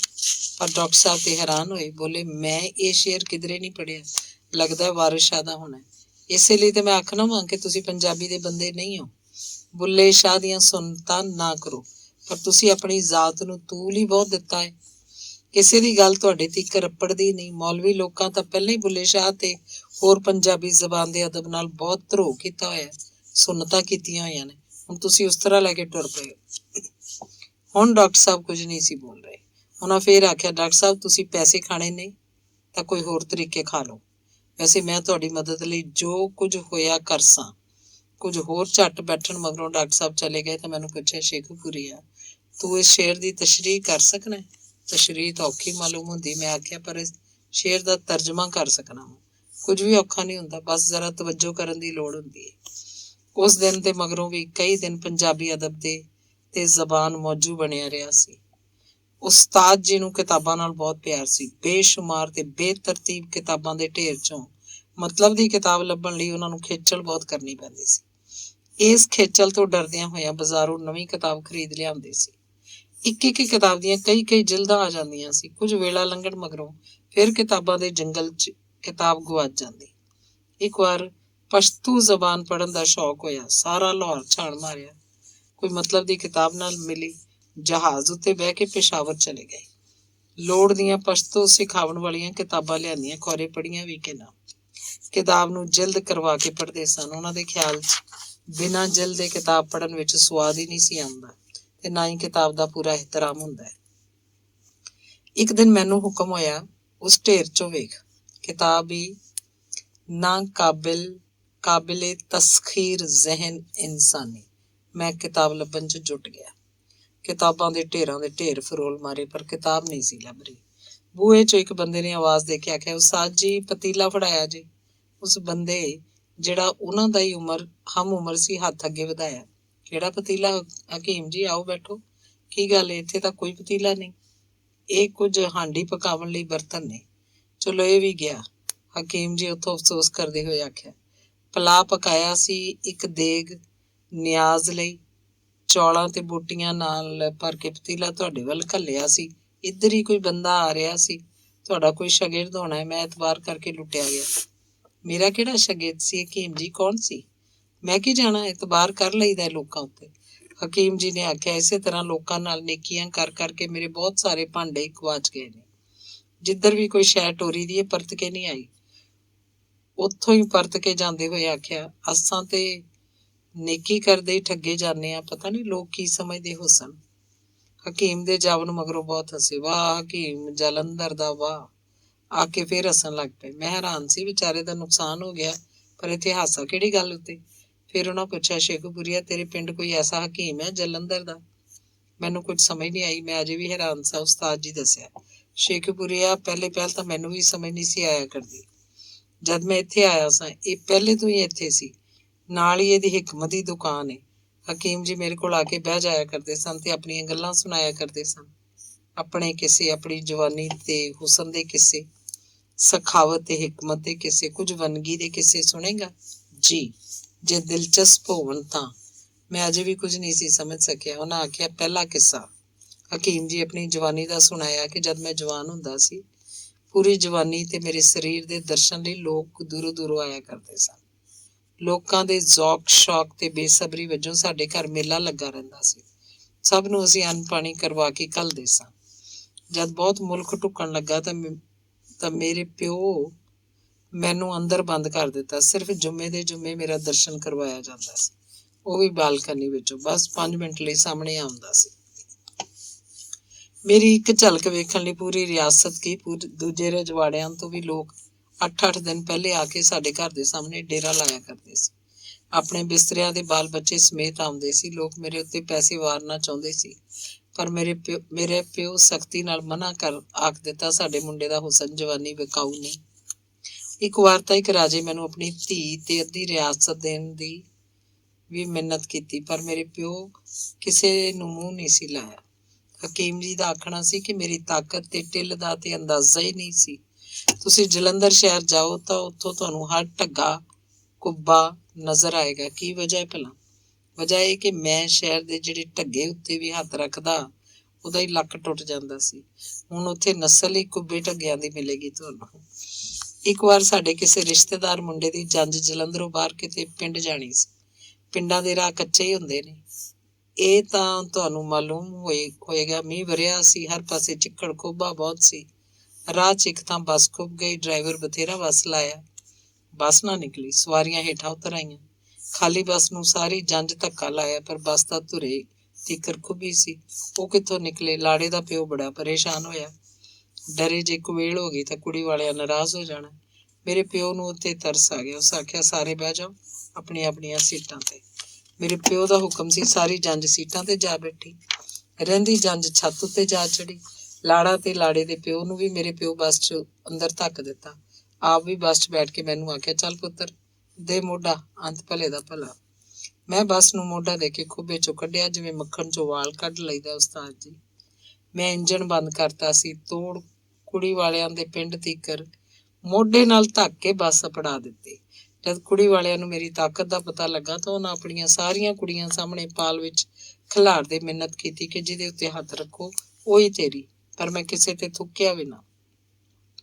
ਮੇਰੇ ਮੂੰਹੋਂ ਵਾਹਵਾ ਨਿਕਲਿਆ ਤਾਂ ਉਸਤਾਦ ਜੀ ਵਿੱਚ ਸ਼ੇਖੂਪੁਰਿਆ, ਤੂੰ ਵੇਖਿਆ ਹੀ ਕਦੇ ਇਹੋ ਜਿਹਾ ਹਕੀਮ ਜਲੰਧਰ ਦਾ? ਆਪ ਅਜੇ ਹੱਸ ਰਹੇ ਸਨ। ਉਹਨਾਂ ਨੇ ਆਖਿਆ, ਇਹੋ ਜਿਹੇ ਕਈ ਕਿਸੇ ਹਕੀਮ ਸੁਣਾਏ ਸਨ ਮੈਨੂੰ। ਇਹ ਤਾਂ ਬਹੁਤ ਵਧੀਆ ਬੰਦਾ ਹੈ ਉਸਤਾਦ ਜੀ, ਮੈਂ ਐਸਾ ਕੋਈ ਹਕੀਮ ਨਹੀਂ ਵੇਖਿਆ। ਜੇ ਕੋਈ ਹੈ ਵੀ ਤਾਂ ਮੈਂ ਕਦੀ ਗੌਰ ਨਹੀਂ ਸੀ ਕੀਤਾ। ਫਿਰ ਉਸਤਾਦ ਜੀ ਹਕੀਮ ਦੀ ਜਵਾਨੀ ਦਾ ਇੱਕ ਹੋਰ ਕਿੱਸਾ ਸੁਣਾਇਆ, ਜਿਹੜੇ ਹਕੀਮ ਸਾਹਿਬ ਉਹਨਾਂ ਨੂੰ ਸੁਣਾਇਆ ਕਰਦੇ ਸਨ। ਹਕੀਮ ਜੀ ਆਖਿਆ ਕਰਦੇ ਸਨ ਕਿ ਮੈਂ ਜਵਾਨੀ ਵੇਲੇ ਦੌੜ ਲਾਇਆ ਕਰਦਾ ਸੀ, ਇੱਥੋਂ ਲਾਹੌਰੋਂ ਸ਼ੇਖੂਪੁਰ ਤੀਕਰ। ਮੇਰੇ ਰਾਹ 'ਚ ਮੀਲ ਮੀਲ ਤੇ ਜੱਟੀਆਂ ਲੱਸੀ ਦੀ ਚਾਟੀ ਦੇ ਵਿੱਚ ਮੱਖਣ ਦਾ ਪੇੜਾ ਲੈ ਕੇ ਖਲੋਤੀਆਂ ਹੁੰਦੀਆਂ ਸੀ। ਮੇਰੀ ਜਵਾਨੀ ਵੇਖ ਵੇਖ ਜੱਟੀਆਂ ਤੜਫ ਤੜਫ ਜਾਂਦੀਆਂ। ਮੈਂ ਲੱਸੀ ਪੀਤੀ ਜਾਂਦਾ, ਮੱਖਣ ਖਾਈ ਜਾਂਦਾ। ਜਦ ਕੋਈ ਜੱਟੀ ਨੇੜੇ ਹੋਣ ਲੱਗਦੀ, ਮੈਂ ਆਖਦਾ, ਹਟ ਗਸ਼ਤੀ। ਮੈਂ ਸ਼ੇਖੂਪੁਰੇ ਤੋਂ ਪਰਤਦਾ ਤੇ ਜੱਟੀਆਂ ਅਜੇ ਤੀਕਰ ਉਸੇ ਹਾਲਤ ਵਿੱਚ ਖਲੋਤੀਆਂ ਹੁੰਦੀਆਂ। ਉਹਨਾਂ ਚਾਟੀਆਂ ਉਲੇਰੀਆਂ ਹੁੰਦੀਆਂ ਤੇ ਅੱਖਾਂ ਮੇਰੇ ਪੈਰਾਂ ਤੇ ਜਮਾਈਆਂ ਹੁੰਦੀਆਂ, ਪਰ ਮੈਂ ਕਿਸੇ ਨੂੰ ਵੀ ਮੂੰਹ ਨਾ ਲਾਉਂਦਾ ਤੇ ਸਿੱਧਾ ਇੱਥੇ ਆ ਜਾਂਦਾ। ਮੇਰੀ ਤੇਜ਼ੀ ਇੰਨੀ ਸੀ ਕਿ ਜਦ ਮੈਂ ਦੌੜਨ ਲਈ ਭੱਜਦਾ, ਇੱਥੇ ਸ਼ੇਖੂਪੁਰਾ ਜਾਵਣ ਵਾਲੀ ਬੱਸ ਸਵਾਰੀਆਂ ਬਿਠਾ ਕੇ ਰਵਾਨਾ ਹੋਣ ਲਈ ਤਿਆਰ ਖਲੋਤੀ ਹੁੰਦੀ। ਮੈਂ ਪਰਤ ਕੇ ਆ ਜਾਂਦਾ ਤਾਂ ਬੱਸ ਅਜੇ ਤਿਆਰੀ ਪਈ ਫੜਨੀ ਹੁੰਦੀ ਸੀ। ਬੱਸ ਦਾ ਡਰਾਈਵਰ ਤੇ ਸਵਾਰੀਆਂ ਹੈਰਾਨ ਹੁੰਦੀਆਂ ਕਿ ਕੀ ਜਵਾਨੀ ਹੈ ਗੱਭਰੂ ਦੀ, ਇੰਨੀ ਛੇਤੀ ਤਾਂ ਕੋਈ ਜਿੰਨ ਵੀ ਨਹੀਂ ਪਰਤ ਸਕਦਾ। ਹਕੀਮ ਬਾਰੇ ਇੰਨੀਆਂ ਮਜ਼ੇਦਾਰ ਗੱਲਾਂ ਸੁਣ ਕੇ ਮੈਨੂੰ ਵੀ ਬੜਾ ਹਾਸਾ ਆਇਆ ਕਰਦਾ ਸੀ। ਉਸਤਾਦ ਜੀ ਹਕੀਮ ਬਾਰੇ ਗੱਲਾਂ ਸੁਣਾਈ ਜਾਂਦੇ, ਇੰਨੀਆਂ ਗੱਲਾਂ ਕਿ ਮੁੱਕਣ 'ਚ ਨਹੀਂ ਸੀ ਆ ਰਹੀਆਂ। ਇੱਕ ਤੋਂ ਦੂਜੀ, ਦੂਜੀ ਤੋਂ ਤੀਜੀ। ਉਸਤਾਦ ਜੀ ਆਖਿਆ, ਸ਼ੇਖੂਪੁਰੀਆ, ਜੇ ਤੂੰ ਕਹਾਣੀ ਲਿਖਣੀ ਹੈ ਤਾਂ ਇਹੋ ਜਿਹੇ ਬੰਦਿਆਂ ਦੀ ਭਾਲ ਕਰਿਆ ਕਰ, ਕਰੈਕਟਰ ਵੇਖਿਆ ਕਰ, ਬੜਾ ਸਵਾਦ ਮਿਲਦਾ, ਸਮਾਜ ਦੀ ਸਮਝ ਲੱਗਦੀ ਹੈ। ਵਾਹ ਉਸਤਾਦ ਜੀ, ਮੇਰੇ ਲਈ ਇਹ ਵੀ ਬਹੁਤ ਵਧੀਆ ਤੇ ਨਵੀਂ ਗੱਲ ਹੈ। ਕਿਤਾਬ ਲੱਭਣੀ ਭੁੱਲ ਕੇ ਅਸੀਂ ਫਿਰ ਹਕੀਮ ਜੀ ਦੀਆਂ ਗੱਲਾਂ ਕਰਨ ਲੱਗ ਪਏ। ਉਸਤਾਦ ਜੀ ਮੇਰੀ ਹਯਾਤੀ ਦੇ ਮੁੱਢਲੇ ਦਿਨਾਂ ਬਾਰੇ ਪੁੱਛਿਆ। ਤੇਰਾ ਪਿਛੋਕੜ ਕੈਸਾ ਲੰਘਿਆ? ਤੂੰ ਆਪਣੇ ਬਾਰੇ ਬਹੁਤ ਘੱਟ ਦੱਸਿਆ ਸ਼ੇਖੂਪੁਰੀਆ। ਮੇਰੀ ਹਯਾਤੀ ਕਿਹੜੀ ਹਯਾਤੀ ਉਸਤਾਦ ਜੀ? ਮੈਂ ਆਖਿਆ, ਜਿੱਥੇ ਲੱਖਾਂ ਕਰੋੜਾਂ ਗਰੀਬਾਂ ਦੇ ਬਾਲ ਰੁਲਦੇ ਫਿਰਦੇ ਨੇ, ਉੱਥੇ ਮੈਂ ਵੀ ਇੰਜ ਦਾ ਇੱਕ ਬਾਲ ਸਾਂ। ਵੱਗ ਮੰਗੂ ਵੀ ਚਾਰਦਾ ਰਿਹਾ ਤੇ ਵਾਈ ਫਾਂਡੀ ਵੀ ਕੀਤੀ। ਰਾਜਾ ਮਿਸਤਰੀਆਂ ਮਗਰ ਇੱਟਾਂ ਦਾ ਭਾਰ ਸਿਰ ਤੇ ਚੁੱਕ ਕੇ ਲੋਕਾਂ ਵਾਸਤੇ ਘਰ ਬਣਾਉਂਦਾ ਰਿਹਾ। ਦਿਹਾੜੀ ਦੱਪਾ ਤਾਂ ਅੱਜ ਵੀ ਕਰ ਰਿਹਾ ਵਾਂ। ਵੱਗ ਉੱਤੇ ਗੱਲ ਕਰਦਿਆਂ ਹੋਇਆਂ ਉਹਨਾਂ ਵਾਰਿਸ ਸ਼ਾਹ ਦੇ ਦੱਸੇ ਹੋਏ ਮੱਝਾਂ ਦੇ ਰੂਪ ਬਾਰੇ ਪੁੱਛਿਆ। ਮੀਣੀਆਂ, ਢੈਲੀਆਂ, ਢਿੱਡਲਾਂ, ਪੰਜ ਕਲਿਆਣੀਆਂ ਤੇ ਕਈ ਹੋਰ ਕਿਸਮ ਦੇ ਨਾਂ ਲੈ ਕੇ ਉਹਨਾਂ ਮੇਰੀ ਸਮਝ ਦਾ ਇਮਤਿਹਾਨ ਲਿਆ। ਮੇਰੂਆਂ ਦੀਆਂ ਕਿਸਮਾਂ, ਗੋਰੀਆਂ ਦੀਆਂ ਕਿਸਮਾਂ ਬਾਰੇ ਪੁੱਛਿਆ। ਪਰ ਮੇਰੇ ਲਈ ਇਹ ਹੋਰ ਵੀ ਅਚੰਭੇ ਵਾਲੀ ਗੱਲ ਸੀ ਕਿ ਉਸਤਾਦ ਜੀ ਪੇਂਡੂ ਰਹਿਤਲ ਦੇ ਢੇਰ ਡੰਗਰਾਂ ਬਾਰੇ ਮੈਥੋਂ ਜ਼ਿਆਦਾ ਜਾਣਕਾਰੀ ਰੱਖਦੇ ਸੀ। ਭੇਡਾਂ ਬੱਕਰੀਆਂ ਬਾਰੇ ਮੈਂ ਕੋਈ ਜ਼ਿਆਦਾ ਨਹੀਂ ਸੀ ਜਾਣਦਾ। ਉਹਨਾਂ ਦੇ ਪੁੱਛਣ ਉੱਤੇ ਮੈਂ ਸਾਫ਼ ਆਖ ਦਿੱਤਾ ਕਿ ਭੇਡਾਂ ਬੱਕਰੀਆਂ ਬਾਰੇ ਮੈਂ ਜ਼ਿਆਦਾ ਨਹੀਂ ਜਾਣਦਾ। ਉਹਨਾਂ ਆਪ ਭੇਡਾਂ ਬੱਕਰੀਆਂ ਬਾਰੇ ਮੈਨੂੰ ਜਾਣਕਾਰੀ ਦਿੱਤੀ। ਉਹਨਾਂ ਦੀਆਂ ਕਿਸਮਾਂ, ਰੰਗ, ਰੂਪ ਕਿਹੜੇ ਕਿਹੜੇ ਇਲਾਕੇ 'ਚ ਹੁੰਦੀਆਂ ਨੇ ਦੱਸਿਆ। ਕਮਾਲ ਏ, ਮੈਂ ਸੋਚਦਾ ਇਹ ਬੰਦਾ ਸ਼ਹਿਰ 'ਚ ਹੁੰਦਿਆਂ ਹੋਇਆਂ ਵੀ ਮੈਥੋਂ ਜ਼ਿਆਦਾ ਪਿੰਡਾਂ ਦੀ ਰਹਿਤਲ ਨੂੰ ਜਾਣਦਾ ਤੇ ਸਮਝਦਾ ਹੈ। ਉਹਨਾਂ ਵਾਹੀ ਬੀਜੀ ਤੇ ਤਰੀਕੇ ਤੇ ਗੱਡ ਬਾਰੇ ਮੈਨੂੰ ਕਈ ਸਵਾਲ ਕੀਤੇ। ਇਹਨਾਂ ਕੰਮਾਂ ਦਾ ਮੈਂ ਡਾਢਾ ਜਾਣੂ ਸੀ। ਉਹਨਾਂ ਇੱਕ ਇੱਕ ਚੀਜ਼ ਦਾ ਨਾਂ ਲੈ ਲੈ ਕੇ ਪੁੱਛਿਆ, ਇਹ ਕਿਹੜੇ ਕਿਹੜੇ ਕੰਮ ਆਉਂਦੀਆਂ ਨੇ? ਮਸਲਨ ਗੱਡ ਦੀਆਂ ਅਸ਼ਿਆਂ, ਪੰਜ, ਪੰਜੀ ਤੇ ਹੋਰ ਜਿਵੇਂ ਜੋਤਰ, ਜੂਲਾ, ਅਰ, ਨਾਭ, ਮੁੰਨਾ, ਧਰ, ਪੜੈਲ ਦਾ, ਕੱਲ, ਲਾਰ, ਕਾਸਾ, ਲਾਦੂ, ਲਾਰ, ਵੱਤਰ, ਓੜਨਾ, ਭੰਡਾਰੀ ਤੇ ਹੋਰ ਬਹੁਤ ਸਾਰੇ ਨਾਂ। ਮੇਰੇ ਲਈ ਇਹ ਉਲਝਣ ਕਿ ਉਸਤਾਦ ਜੀ ਇੰਨਾ ਕੁਝ ਜਾਣਦੇ ਨੇ। ਮੇਰੀ ਹੈਰਾਨੀ ਵੇਖ ਕੇ ਉਹਨਾਂ ਆਪ ਦੱਸਿਆ, ਸ਼ੇਖੂਪੁਰਿਆ ਮੈਂ ਆਪ ਵੀ ਗੱਡ ਵਾਹੁੰਦਾ ਰਿਹਾ ਹਾਂ। ਬਾਗਬਾਨਪੁਰੇ ਤੋਂ ਅਕਬਰੀ ਮੰਡੀ ਤੀਕਰ ਮੈਂ ਗਾਡੀਆਂ ਦੇ ਨਾਲ ਆਉਂਦਾ ਜਾਂਦਾ ਸਾਂ। ਕਦੀ ਕਦੀ ਗੱਡ ਉੱਤੇ ਦਿਹਾੜੀ ਵੀ ਲਾ ਲਿਆ ਕਰਦਾ ਸਾਂ। ਉਸਤਾਦ ਜੀ ਦੀ ਹਾਤੀ ਮੈਨੂੰ ਆਪਣੇ ਨੇੜੇ ਨੇੜੇ ਲੱਗੀ। ਮੈਨੂੰ ਹੋਰ ਵੀ ਦਿਲਚਸਪੀ ਪੈਦਾ ਹੋਈ ਕਿ ਇਹ ਇਲਮੋ ਦਾਨਿਸ਼ ਨਾਲ ਭਰਿਆ ਹੋਇਆ ਬੰਦਾ ਹੈ ਕੀ ਏ। ਕਦੀ ਕਦੀ ਤਾਂ ਯਕੀਨ ਹੀ ਨਹੀਂ ਸੀ ਆਉਂਦਾ ਕਿ ਇਹਨਾਂ ਦੀ ਹਯਾਤੀ ਇੰਜੀ ਲੰਘਾਈ ਹੋਈ ਹੋਵੇ। ਪਰ ਡਾਂਡੇ ਤਾਂ ਸਾਰੇ ਮਿਲਦੇ ਸਨ। ਹੁਜਰੇ ਆਵਣ ਜਾਣ ਦੀ ਮੈਨੂੰ ਮਨਾਹੀ ਨਹੀਂ ਸੀ। ਕਦੀ ਕਦੀ ਕੋਈ ਨਵੀਂ ਗੱਲ ਤੇ ਕਦੀ ਕੋਈ ਹੋਰ ਨਵੀਂ ਗੱਲ, ਨਵੇਂ ਨਵੇਂ ਬੰਦੇ, ਨਵੇਂ ਨਵੇਂ ਖਿਆਲ ਸੁਣ ਸੁਣ ਕੇ ਮੈਨੂੰ ਤਾਂ ਦੁਨੀਆ ਹੋਰ ਦੀ ਹੋਰ ਜਾਪਦੀ ਸੀ। ਸਗੋਂ ਮੇਰੀਆਂ ਦਿਲਚਸਪੀਆਂ ਦੇ ਨਾਲ ਨਾਲ ਉਦਾਸੀਆਂ ਵੀ ਵੱਧ ਰਹੀਆਂ ਸਨ। ਅੰਗ 3ਵਾਂ। ਜੀਵਨ ਦੀਆਂ ਔਕੜਾਂ ਤੋਂ ਜਰ ਕੇ ਤਾਇਆ ਫਕੀਰ ਹੋ ਗਿਆ ਸੀ। ਕੁਝ ਦਿਨ ਤਾਂ ਇੱਥੋਂ ਦੇ ਦਰਬਾਰਾਂ ਉੱਤੇ ਜਾ ਬੈਠਿਆ ਕਰਦਾ ਸੀ। ਇੱਥੋਂ ਦੇ ਜਾਣੂ ਲੋਕ ਮਖੌਲ ਕਰਦੇ ਸਨ, 100 ਚੂਹਾ ਖਾ ਕੇ ਬਿੱਲੀ ਹੱਜ ਨੂੰ ਚੱਲੀ। ਕੋਈ ਹਾਣੀ ਆਖਦਾ, ਭੀੜਾਂ ਤੋਂ ਨੱਸ ਪਿਆ, ਜਿਹੜੇ ਬਾਲ ਜੰਮ ਬੈਠਾ ਹੈ, ਇਹਨਾਂ ਦਾ ਵਾਰਿਸ ਕੌਣ ਹੈ? ਕੁਝ ਦਿਨ ਤਾਂ ਜਵਾਬ ਵਿੱਚ ਫਕੀਰ ਆਖਦਾ, ਅੱਲਾ ਵਾਰਿਸ ਹੈ। ਪਰ ਗੱਲ ਨਾ ਬਣਦੀ। ਲੋਕਾਂ ਦੇ ਤਾਨੇ ਵੱਧਦੇ ਜਾਂਦੇ ਸਨ। ਫਕੀਰ ਇਹ ਜੂ ਹੀ ਛੱਡ ਗਿਆ। ਪਤਾ ਨਹੀਂ ਔਲਿਆਈ ਦੀ ਭਾਲ 'ਚ ਕਿੱਥੇ ਕਿੱਥੇ ਫਿਰਿਆ, ਕਿੱਥੇ ਕਿੱਥੇ ਮੱਥਾ ਟੇਕਿਆ, ਮਜ਼ਾਰਾਂ ਉੱਤੇ ਗੱਦੀ ਨਸ਼ੀਨਾਂ ਦੀ ਸੇਵਾ ਕੀਤੀ। ਪਹਿਲੇ ਪਹਿਲੇ ਤਾਂ ਤਾਈ ਜੁਦਾਈ ਕਾਰਨ ਰੋਇਆ ਕਰਦੀ ਸੀ, ਪਰ ਜਦ ਜਵਾਨ ਔਲਾਦ ਹੌਸਲਾ ਦਿੱਤਾ ਕਿ ਅੰਮਾ ਜੇ ਸਾਡਾ ਨਹੀਂ ਬਣਿਆ ਉਹਦੇ ਲਈ ਕਿਉਂ ਰੋਈਏ। ਔਲਾਦ ਦੇ ਗੁੱਸੇ ਕਾਰਨ ਤਾਈ ਚੁੱਪ ਚੁੱਪ ਕੇ ਰੋਇਆ ਕਰਦੀ ਸੀ। ਫਿਰ ਹੌਲੀ ਹੌਲੀ ਰੋਣਾ ਬੰਦ ਕਰਕੇ ਤਾਏ ਦੀ ਉਡੀਕ 'ਚ ਰਹਿੰਦੀ ਸੀ। 3 ਸਾਲਾਂ ਮਗਰੋਂ ਫਕੀਰ ਤਾਇਆ ਘਰ ਆਇਆ। 8-10 ਦਿਨ ਕਿਆਮ ਕੀਤਾ, ਫਿਰ ਕੂਚ ਕਰ ਗਿਆ। ਇੰਜੀ ਸਾਲ 6 ਮਹੀਨੇ ਮਗਰੋਂ ਇੱਕ ਅੱਧ ਫੇਰਾ ਘਰ ਪਾਇਆ ਕਰਦਾ ਸੀ। ਇੱਥੇ ਆ ਕੇ ਘਰੋਂ ਬਾਹਰ ਹੀ ਮੈਦਾਨ 'ਚ ਭੂਰੀ ਵਿਛਾ ਕੇ ਡੇਰਾ ਲਾ ਲੈਂਦਾ। ਲੋਹੇ ਦੀ ਖੂੰਡੀ ਭੁਆਈ 'ਚ ਗੱਡ ਕੇ ਖਲੀ ਕਰਦਾ, ਨਾਲ ਚੱਪੀ ਟੰਗ ਕੇ ਨਾਦ ਵਜਾਵਣ ਲੱਗ ਪੈਂਦਾ। ਸਾਡੇ ਵਾਸਤੇ ਫਕੀਰਾਂ ਨੂੰ ਵੇਖਣਾ ਕੋਈ ਨਵੀਂ ਗੱਲ ਨਹੀਂ ਸੀ। ਕਈ ਫਕੀਰ ਆਉਂਦੇ ਜਾਂਦੇ ਰਹਿੰਦੇ ਸਨ, ਪਰ ਤਾਇਆ ਫਕੀਰ ਹੋਇਆ ਤੇ ਸਾਡੇ ਲਈ ਮੌਜੂ ਬਣ ਗਿਆ। ਸਿਆਲ ਦੇ ਦਿਨਾਂ 'ਚ ਫਕੀਰ ਤਾਇਆ ਮੱਚ ਲਾਇਆ ਕਰਦਾ ਸੀ। ਮੱਚ ਵਾਸਤੇ ਬਾਲਣ ਸਾਡੇ ਘਰ 'ਚੋਂ ਹੀ ਮੰਗਵਾਉਂਦਾ ਸੀ। ਤਾਇਆ ਫਕੀਰ ਸਾਨੂੰ ਇੰਝ ਹੁਕਮ ਕਰਦਾ ਜਿਵੇਂ ਉਹ ਗੁਰੂ ਤੇ ਅਸੀਂ ਚੇਲੇ ਹਾਂ। ਮੱਚ ਦੁਆਲੇ ਅਸੀਂ ਵੀ ਬੈਠ ਜਾਂਦੇ, ਵੱਡੇ ਛੋਟੇ ਸਾਰੇ ਫਕੀਰ ਕੋਲ ਆ ਬੈਠਦੇ। ਫਕੀਰ ਤਾਇਆ ਫਕੀਰੀ ਲਹਿਜੇ 'ਚ ਆਪਣੀ ਔਲਿਆਈ ਬਾਰੇ ਦੱਸਦਾ ਕਿ ਬਸ ਅਮਰ ਹੋਣ ਵਾਲਾ ਹੈ। ਫਿਰ ਔਲਿਆਈ ਮਿਲੀ ਕਿ ਮਿਲੀ। ਔਲਿਆਈ ਦੀ ਉਮੀਦ 'ਚ ਸਗੋਂ ਯਕੀਨ 'ਚ ਤਾਏ ਦੀਆਂ ਅੱਖਾਂ 'ਚ ਚਮਕ ਆ ਜਾਂਦੀ। ਜੋਸ਼ 'ਚ ਆ ਕੇ ਯਾ ਅਲੀ ਦਾ ਨਾਅਰਾ ਮਾਰਦਾ। ਮੈਂ ਆਖਦਾ, ਰਹਿਣ ਦੇ ਤਾਇਆ, ਔਲਿਆਈ ਕੋਈ ਗੁੜ ਏ? ਬੰਦਾ ਫੜੇ ਤੇ ਮੂੰਹ 'ਚ ਪਾ ਲਵੇ। ਔਲਿਆਈ ਹੁੰਦੀ ਕੀ ਏ? ਐਵੇਂ ਕੰਮਾਂ ਤੋਂ ਨੱਸੇ ਹੋਏ ਲੋਕ ਫਕੀਰ ਬਣੇ ਫਿਰਦੇ ਨੇ। ਮੇਰੀ ਇਸ ਗੱਲ ਉੱਤੇ ਫਕੀਰ ਤਾਇਆ ਜਲਾਲ 'ਚ ਆ ਜਾਂਦਾ, ਗਲ ਮੰਦਾ ਬੋਲਦਾ, ਓਏ ਗੋਗੀ ਤੂੰ ਮੇਰੇ ਕਹਿਰ ਕੋਲੋਂ ਬਚ ਜਾ, ਚੰਗਾ ਰਵੇਂਗਾ। ਜਵਾਬ 'ਚ ਮੈਂ ਹੱਸ ਕੇ ਆਖਿਆ ਕਰਦਾ, ਆਹੋ ਤਾਇਆ, ਤੇਰਾ ਕਹਿਰ ਘਰ ਵਾਲਿਆਂ ਉੱਤੇ ਹੀ ਪੈਣਾ, ਬਾਹਰ ਤੇਰਾ ਮੰਤਰ ਨਹੀਂ ਫਿਰਦਾ। ਮੇਰੇ ਇਸ ਮਖੌਲ ਤੇ ਟਿਚਕਰ ਉੱਤੇ ਫਕੀਰ ਤਾਏ ਨੂੰ ਖਿੱਚ ਚੜ ਜਾਇਆ ਕਰਦੀ ਸੀ। ਗੁੱਸੇ ਨਾਲੋਂ ਖੂੰਡੀ ਨੂੰ ਹੱਥ ਪਾ ਲੈਂਦਾ। ਜਲਾਲ 'ਚ ਆ ਕੇ ਕੰਬਦਾ ਤੇ ਆਖਦਾ, ਵਿਗੜੇ ਬੰਦੇ ਨੂੰ ਸਿੱਧਾ ਕਰਨ ਦੀ ਮੈਨੂੰ ਡਾਢੀ ਜਾਚ ਏ। ਗੋਗੀ, ਇਹ ਜਿਹੜਾ ਤੂੰ ਕੁੱਤੇ ਦੀ ਪੂਛਲ ਵਾਂਗ ਡਿੰਗਾ ਟਿੰਗਾ ਰਹਿਣਾ ਹੈ, ਇੱਕ ਦਿਨ ਪਛਤਾਏਂਗਾ। ਮੇਰੇ ਮੂੰਹ ਨਾ ਲੱਗਿਆ ਕਰ। ਕੋਲ ਸੁਣਦੇ ਦੂਜੇ ਲੋਕ ਵੀ ਮੈਨੂੰ ਟੋਕਦੇ, ਬਾਜ ਆ, ਫਕੀਰ ਨੂੰ ਤੰਗ ਨਾ ਕਰਿਆ ਕਰ। ਫਕੀਰ 7 ਪੀੜ੍ਹੀਆਂ ਤੀਕਰ ਮਾਰ ਕਰਦਾ ਈ। ਜਵਾਬ ਵਿੱਚ ਮੈਂ ਹੋਰ ਆਕੜ ਕੇ ਆਖਦਾ, ਕਿਹੜੀਆਂ 7 ਪੀੜ੍ਹੀਆਂ? ਮੈਨੂੰ ਤਾਂ ਇੱਥੇ 21 ਪੀੜ੍ਹੀਆਂ 'ਚ ਕੋਈ ਔਲਿਆਈ ਨਜ਼ਰ ਨਹੀਂ ਆਉਂਦੀ। ਇੰਨੀ ਸਖਤ ਗੱਲ ਉੱਤੇ ਤਾਇਆ ਗੁੱਸੇ ਨਾਲ ਉੱਠ ਕੇ ਮੈਨੂੰ ਮਾਰਨ ਲਈ ਉੱਲੜਦਾ, ਪਰ ਮੈਂ ਪਰਾਂ ਹੋ ਜਾਂਦਾ। ਮੇਰੇ ਪਿੱਛੇ ਤਾਇਆ ਦੂਜੇ ਲੋਕਾਂ ਨਾਲ ਗੱਲਾਂ ਕਰਦਾ ਆਖਦਾ, ਇਹ ਸ਼ੈਤਾਨ ਦੀ ਟੂਟੀ ਸ਼ੁਰੂ ਤੋਂ ਹੀ ਨੁਕਤਾਚੀਨੀ ਕਰਦੀ ਰਹਿੰਦੀ ਹੈ। ਇਹ ਸਾਡੀ ਨਸਲ 'ਚ ਕੋਈ ਵੱਖਰਾ ਹੀ ਜੰਮ ਪਿਆ। ਜਿੰਨੇ ਦਿਨ ਤਾਇਆ ਇੱਥੇ ਰਹਿੰਦਾ, ਤਾਈ ਖਿਦਮਤ 'ਚ ਲੱਗੀ ਰਹਿੰਦੀ। ਸਾਲ 6 ਮਹੀਨੇ ਮਗਰੋਂ ਤਾਇਆ ਰੋਜ਼ਾ ਖੋਲ੍ਹਦਾ ਤਾਂ ਕੁਝ ਚਮਕਦਾ ਮਾਲੂਮ ਹੁੰਦਾ। ਕੁਝ ਦਿਨ ਮਗਰੋਂ ਜਦ ਤਾਇਆ ਅਗਲੇ ਸਫ਼ਰ ਲਈ ਤਿਆਰੀ ਕਰਦਾ ਤਾਂ ਜਾਂਦੇ ਵੇਲੇ ਮੈਂ ਰਾਹ 'ਚ ਰੋਕ ਕੇ 5 ਦਾ ਨੋਟ ਦੇ ਕੇ ਆਖਦਾ, ਲੈ ਤਾਇਆ, ਨਿਆਜ਼ ਲੈ ਜਾ। ਤੇਰੀ ਸਾਰੀ ਔਲਿਆਈ 1 ਰੁਪਏ ਦਾ ਨੋਟ ਨਹੀਂ ਕੱਢ ਸਕਦੀ। 5 ਦਾ ਨੋਟ ਫੜਨ ਵੇਲੇ ਤਾਇਆ ਮੁਸਕਰਾ ਪੈਂਦਾ, ਆਖਦਾ, ਗੋਗੀ, ਕੋਈ ਨੇਕ ਕੰਮ ਕਰ ਲਿਆ ਕਰ। ਕੀ ਹਰ ਵੇਲੇ ਫਕੀਰਾਂ ਦੇ ਮਗਰ ਪਿਆ ਰਹਿਣਾ? ਬਜ਼ੁਰਗਾਂ ਕੋਲੋਂ ਦੁਆਵਾਂ ਲਿਆ ਕਰ। ਇਹ ਨੇਕੀ ਨਹੀਂ ਤਾਇਆ, ਮੈਂ ਆਪਣੀ ਕਮਾਈ 'ਚੋਂ ਅੱਲਾ ਦੇ ਸਾਧੂਆਂ ਦੀ ਸੇਵਾ ਪਿਆ ਕਰਨਾ ਵਾ। ਨੇਕੀ ਇਹ ਨੇਕੀ, ਤਾਇਆ ਆਖਦਾ, ਅੱਲਾ ਇਹਦਾ ਅਜ਼ਰ ਦੇਏਗਾ, ਪਰ ਮੂੰਹੋਂ ਵੀ ਮੰਦਾ ਨਾ ਬੋਲਿਆ ਕਰ। ਠੀਕ ਹੈ ਤਾਇਆ, ਮੈਂ ਮੂੰਹੋਂ ਮੰਦਾ ਨਹੀਂ ਬੋਲਿਆ ਕਰਾਂਗਾ। ਮੇਰਾ 5 ਦਾ ਨੋਟ ਵਾਪਸ ਮੋੜ ਦੇ, ਤੇ ਮੰਦਾ ਨਾ ਬੋਲਣ ਵਾਸਤੇ ਕੁਝ ਮੈਨੂੰ ਪੱਲੇ ਹੁੰਦੇ। ਮੇਰੀ ਗੱਲ ਸੁਣ ਕੇ ਜਾਂਦਾ ਜਾਂਦਾ ਤਾਇਆ ਖਲੋ ਜਾਂਦਾ, ਮੇਰੇ ਵੱਲ ਵੇਖ ਕੇ ਮੁਸਕਰਾਉਂਦਾ ਤੇ ਆਖਦਾ, ਕੋਈ ਹੋਰ ਟਿਚਕਰ ਕਰਨੀ ਚਾਹਨਾ ਹੈ ਗੋਗੀ? ਨਹੀਂ ਜੀ, ਮੈਂ ਤਾਂ ਦੱਸਣਾ ਚਾਹੁੰਦਾ ਵਾਂ ਕਿ ਮੈਂ ਕਾਫਰ ਵੀ ਵੇਖ ਲਏ ਨੇ ਤੇ ਮੱਕਿਓਂ ਪਰਾਂ ਰਹਿਣ ਵਾਲੇ ਬੱਦੂ ਵੀ। ਮੈਂ ਤਾਏ ਦੇ ਨਾਲ ਟੁਰਦਿਆਂ ਹੋਇਆ ਆਖਿਆ। ਤਾਏ ਦੇ ਹੱਥਾਂ ਤੇ ਪੈਰਾਂ 'ਚ ਲੋਹੇ ਦੇ ਕੜੇ ਛਣਕ ਰਹੇ ਸਨ।